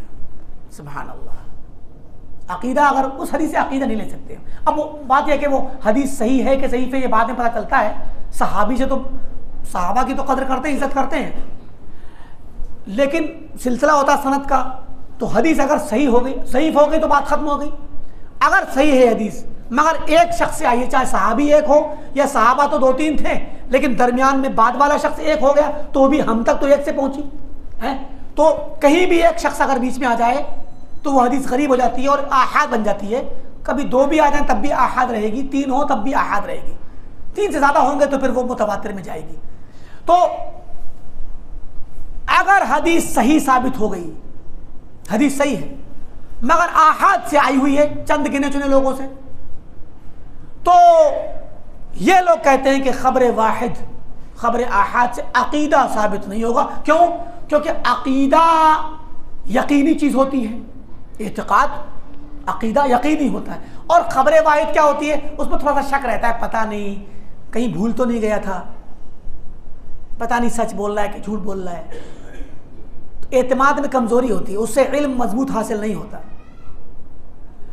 तो भाई इसके नतीजे में क्या किया, अकीदे के बाब में हुज्जत नहीं है। बाकी हम तफसील में नहीं जाएंगे। हमने इस मसले पर अभी पिछले हफ्ते हमारा दर्स हुआ था दिल्ली में, हमने इस पर एक मुस्तकिल हमारा क्लिप निकला है, वो माशाल्लाह वायरल भी हुआ, काफ़ी 1000 से ज़्यादा काफ़ी लोगों ने, 1200-1300-1400 लोगों ने उसको देख भी लिया और मतलब उस पर काफ़ी इंटरेक्ट किया लोगों ने। तो मुराद ये कि खबर वाहिद हुज्जत है। हमने इस पर तफसील से बताया है कि खबर अगर एक शख्स से भी आए और वो काबिल एतमाद हो, काबिल एतमाद होना चाहिए, निशानी हो, तकवे वाला हो, सच्चा हो, नेक नमाजी हो, झूठ ना बोलता हो, अमाल अफ़आल चाल चलन ख़राब ना हो, तो अगर कराइन हैं और निशानियाँ और अलामतें ऐसी हैं जो उसकी बात को कबूल करने के लिए हमें तैयार करती हैं, तो एक शख्स की बात भी हुज्जत होती है, चाहे वो मर्द हो या औरत। एक मिसाल दे देते हैं आपको। मूसा अलैहिस्सलाम जब गए मदियन की तरफ और उन्होंने 2 औरतों को पानी पिलाया, उनके जानवरों को, तो थोड़ी देर के बाद एक लड़की आई। कुरान में अल्लाह ने फरमाया फजाअतु इहदाहुमा तमशी अला इस्तिहया, उन 2 लड़कियों में से एक लड़की आई मूसा के पास, तमशी अला इस्तिहया, वो जब चलती हुई आ रही थी तो बड़े शर्म और हया का पैकर बनी हुई थी, शर्म के साथ, हया के साथ आई। देखें, अल्लाह ताला ने उस खातून की किरदार के बारे में तौसीक कर दी कि बड़ी पाकबाज खातून थी वो, है, उसकी पाक दामनी और पाकबाजी की अलामत बया बताई कि वो तन्हा आ रही है, एक नौजवान के पास आ रही है, मगर हया के साथ, शर्म और हया का लिबास पहन करके, उसकी चाल, उसका तरीका, उसकी निगाह हया के साथ, पर्दे के साथ है। यही अलामत है कि ये लड़की सच बोल रही है। क्या कहा, इन्ना अबी यदऊक, मेरे वालिद आपको बुला रहे हैं। तो देखिए, सोचिए कोई नौजवान कहीं जंगल में बाहर बैठा हो दरख्त के नीचे, और एक वो लड़की जिस पर अभी एहसान किया है, मदद कर दी है, वो लड़की उस नौजवान के पास आए और कहे कि मेरे वालिद बुला रहे हैं आपको। झूठ भी तो बोल सकती है, मैं मुतासिर हो गई, आपने मेहनत वक्त बचा दिया, बहुत देर तक खड़ी रहती। वो कहती थी कि हम लोग जब तक सारे लोग पानी पिला के नहीं चले जाएंगे यहाँ से, आखिर में हम अपने जानवरों को पानी पिलाएंगे, तब हम पानी, क्योंकि हम मर्दों के दरमियान में नहीं जाते।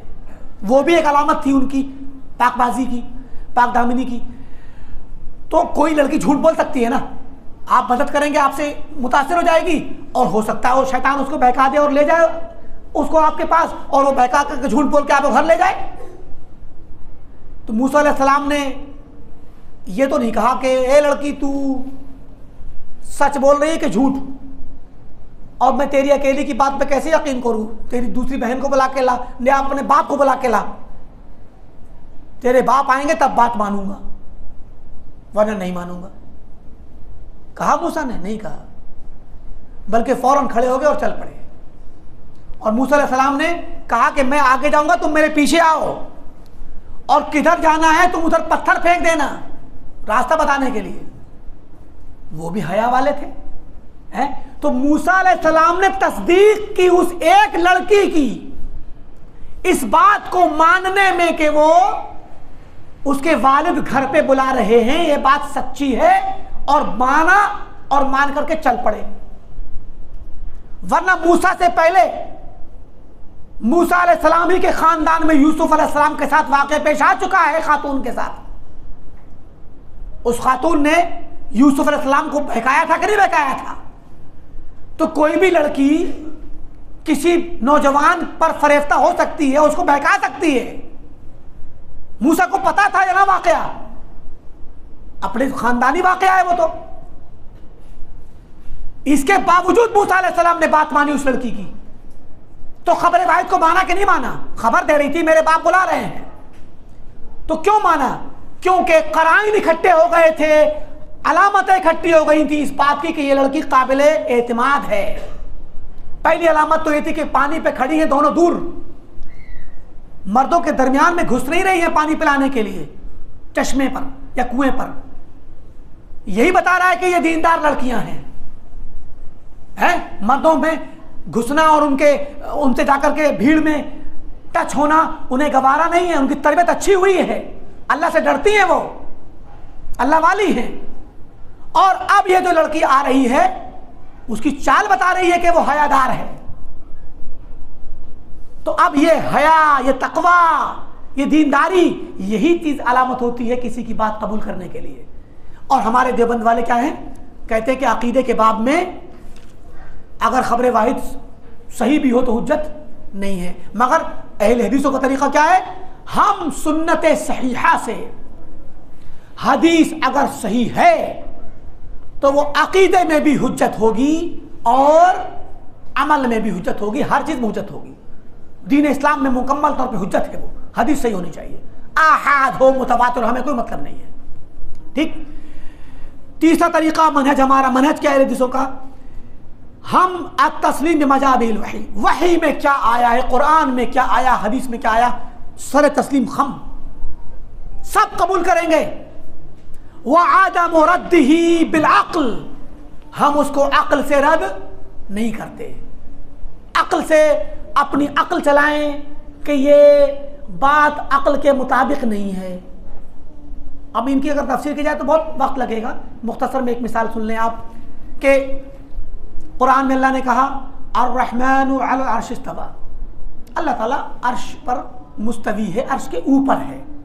क्या मतलब है? अर्श के ऊपर है। वो कैसे है हमें नहीं पता, अर्श के ऊपर कैसे उसने बताया ही नहीं है, वो अर्श के ऊपर है। देवबंदी आएगा, बरेलवी आएगा, क्या कहेगा? अब तरीका तो यह होना चाहिए कि कुरान की आयत सुनी, सर तस्लीम खम। अहले हदीस तो सबसे पहले कुरान सुनेगा, फौरन दिल की ठंडक है, ये कुरान दिल की ठंडक है।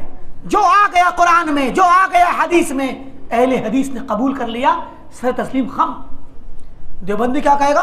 सर उठाएगा, अक्ल चलाएगा और इल्म कलाम से दलील लाएगा। जिस इल्म कलाम का दावा बार बार मैं कह रहा हूं ताकि आपको पता चले और सुनने वाले सुने कि जिस इल्म कलाम को शमाइल नदवी ने प्रमोट किया है, वो इल्म कलाम इनकी अक्लों को फासिद कर देता है, खराब कर देता है, बिगाड़ देता है। इल्म कलाम कहता है, इल्म कलाम पहले सुन लीजिए क्या कहता है। इल्म कलाम कहता है कि अल्लाह ताला मकान से मुनज़्ज़ा है, मकान से मुनज़्ज़ा है, कोई मकान अल्लाह को घेर नहीं सकता। इतनी बात ठीक है। हम इस मकान में बैठे हैं, मस्जिद में चारों तरफ से घिरे हुए हैं।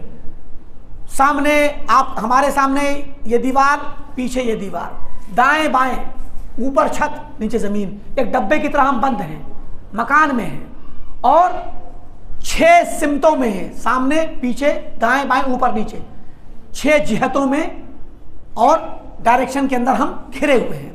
अल्लाह ताला को कोई चीज घेर नहीं सकती, ये बात सही है, कोई शक नहीं। लेकिन अल्लाह को कोई चीज घेर नहीं सकती, इतनी थोड़ी सी सही बात कहने के बाद इल्म कलाम क्या कहता है? अल्लाह ताला के लिए जिहद को साबित नहीं कर सकते। ऊपर नीचे दाएं बाएं सामने पीछे 6 जिहाद जो हैं सिमतें अल्लाह के लिए, अल्लाह ताला मुनज़्ज़ह है जिहतों से। ये कहकर के पहले वाली बात मुराद लेंगे तो बात बिल्कुल समझ में आएगी कि अल्लाह ताला को कोई मकान घेर नहीं सकता।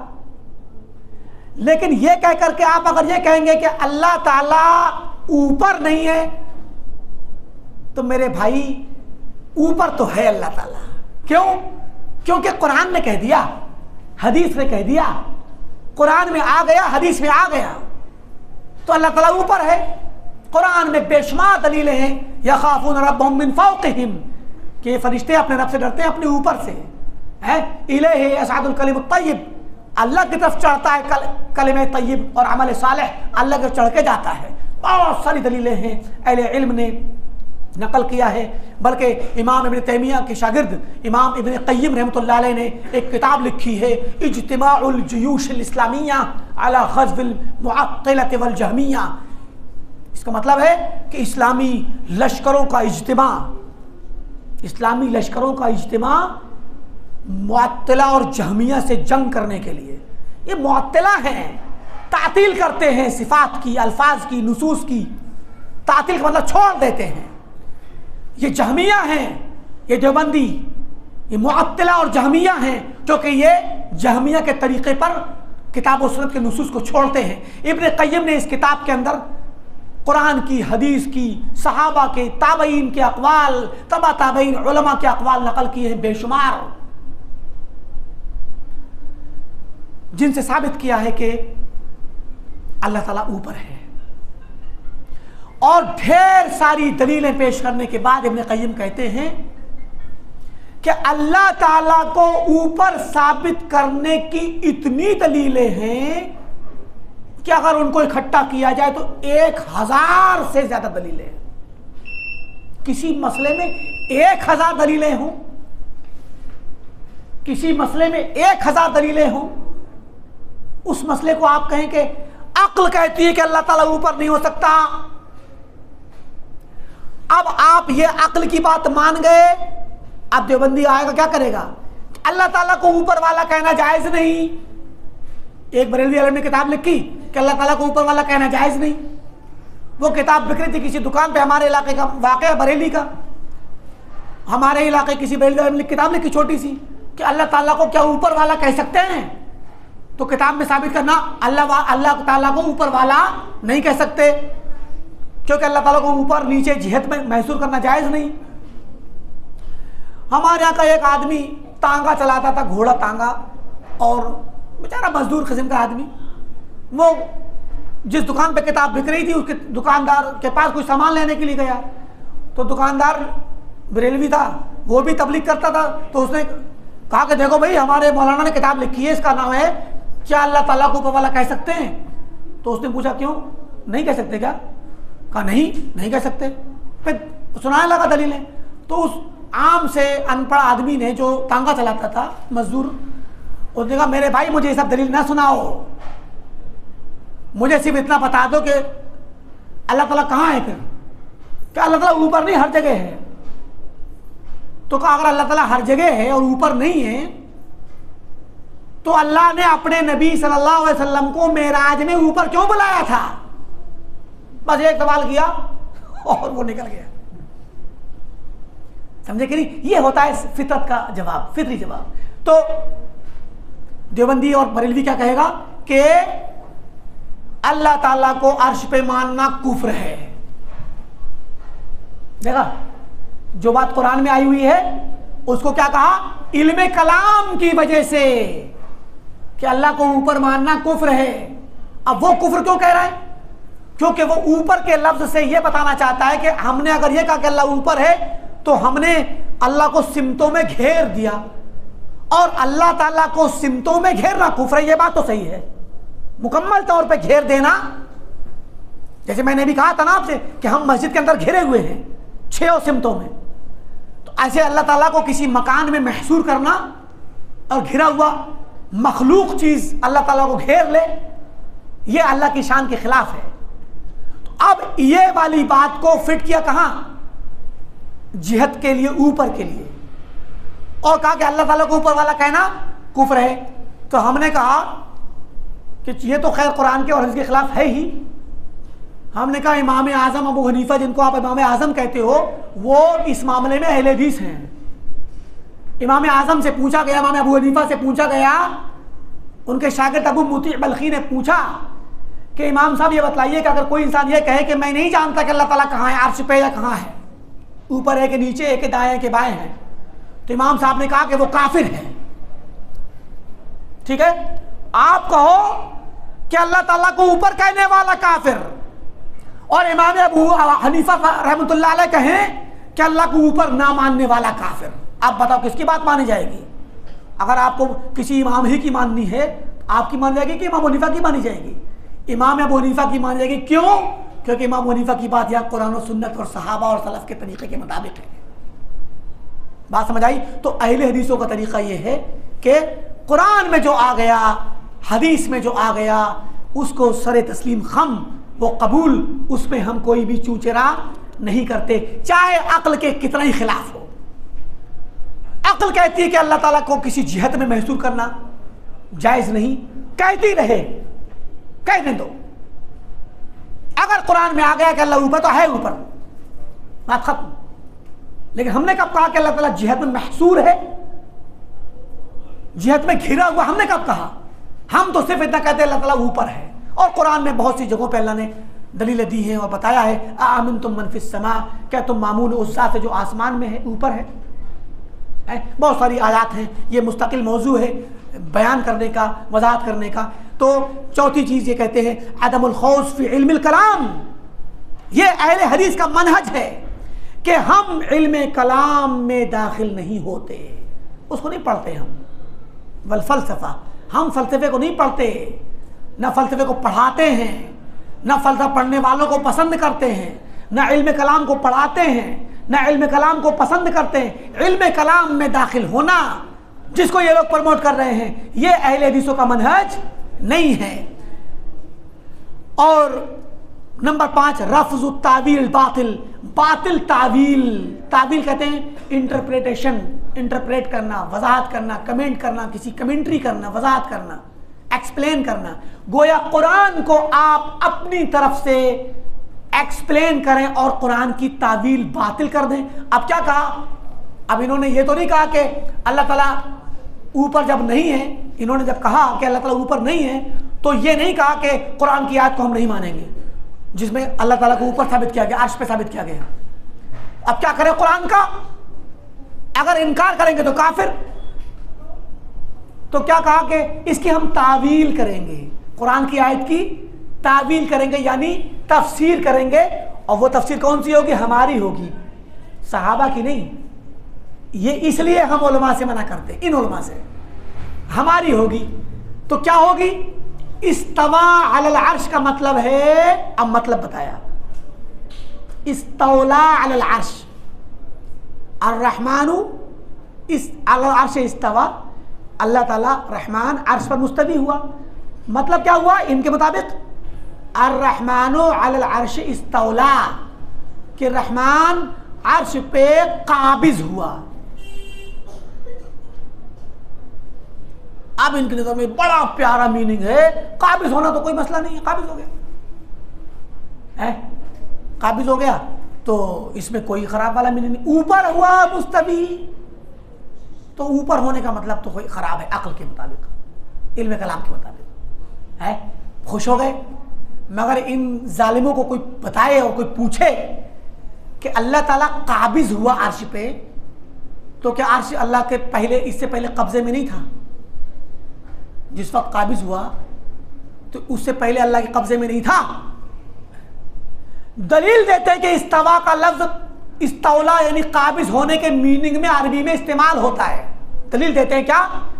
कुछ शेर है, किसी ने कहा कि क़द इस्तवा बिश्रुन अलल इराक़ी मिन गैरि सैफिन वला दमिन मुहराक़ी। एक शायर का कौल है कि बिश्र एक शख्स था, वो इराक पर मुस्तवी हो गया। इस्तवा बिश्र अलल इराक़, इराक पर मुस्तवी हुआ। मिन गैर सैफ, ना तलवार निकली, वाला दमिन मुहराक, ना खून बहाया गया, बगैर तलवार निकाले बगैर खून बहाए बिश्र इराक पर मुस्तवी हो गया, यानी काबिज हो गया। तो भाई बिश्र काबिज हुआ इराक पर, तो इराक पहले किसी और के कब्जे में था, तभी तो काबिज हुआ। अल्लाह ताला काबिज हुआ अर्श पे, तो अर्श किसके कब्जे में था भाई? है? और क्या कोई चीज अल्लाह ताला के कब्जे के बाहर हो सकती है? क्या दुनिया की कोई चीज अल्लाह ताला की कुदरत के बाहर हो सकती है? अब इन जालिमों ने क्या किया? तावील करने के चक्कर में अल्लाह ताला को आजिज करार दे दिया। नऊज़ बिल्लाह। क्या अर्श अल्लाह ताला की कुदरत के बाहर था, तभी तो अल्लाह ताला काबिज हुआ, और किसी गैरुल्लाह के कब्जे में था? नऊज़ बिल्लाह। या अर्श बजाते खुद अल्लाह के कब्जे से बाहर था, कब्जे में आ ही नहीं रहा था, भागा भागा फिर रहा था। नऊज़ बिल्लाह। क्या क्या कहेंगे आप? आखिरकार पकड़ ही लिया, कब्जे में कर ही लिया अल्लाह ने। नऊज़ बिल्लाह। है? कहते हैं ना कि कोई इंसान बारिश की छींटें जब पड़ी, बारिश से भागा, तो बचने के लिए इत्तेफाक से जहां खड़ा हुआ वहां परनाला बह पड़ा, तो भागा बारिश की बूंदों से परलाने के नीचे खड़ा हो गया। ये मिसाल इन पर फिट आती है। अगर इतना मान लेते कि अल्लाह ताला ऊपर है और अक्ल की बात कहते अरे अक्ल में नहीं भी आ रही है, इल्म कलाम में छोड़ो, क्या मसला है, तो यहां पर नुकसान आपकी अक्ल का होता, खाली आपको अक्ल की तकलीफ होती थोड़ी सी, इल्म कलाम का नुकसान होता। लेकिन अल्लाह की जात के बारे में तो कुछ नहीं होता ना। आपने अपनी अक्ल को सुकून देने के लिए, इल्म कलाम के तकद्दुस को बरकरार रखने के लिए, वो मुकद्दस इल्म कलाम जो मुशरिक बुत परस्त अरिस्टोटल के जरिए आया, जिसके कवायद की रोशनी में लिखा गया, उस इल्म कलाम को इतना मुकद्दस माना आपने कि उस कुरान मुकद्दस को भी आपने ज़िबह कर डाला, और इसकी आयत की तावील करके ज़िबह करने के बाद क्या किया? नऊज़ बिल्लाह। कुफ्र को नकल करना कुफ्र नहीं होता, डराने के लिए आपने अल्लाह ताला को कमजोर साबित किया, आजिज साबित किया, अर्श को अल्लाह के कब्जे के बाहर साबित किया, इस्तवा और कब्जा करने से पहले।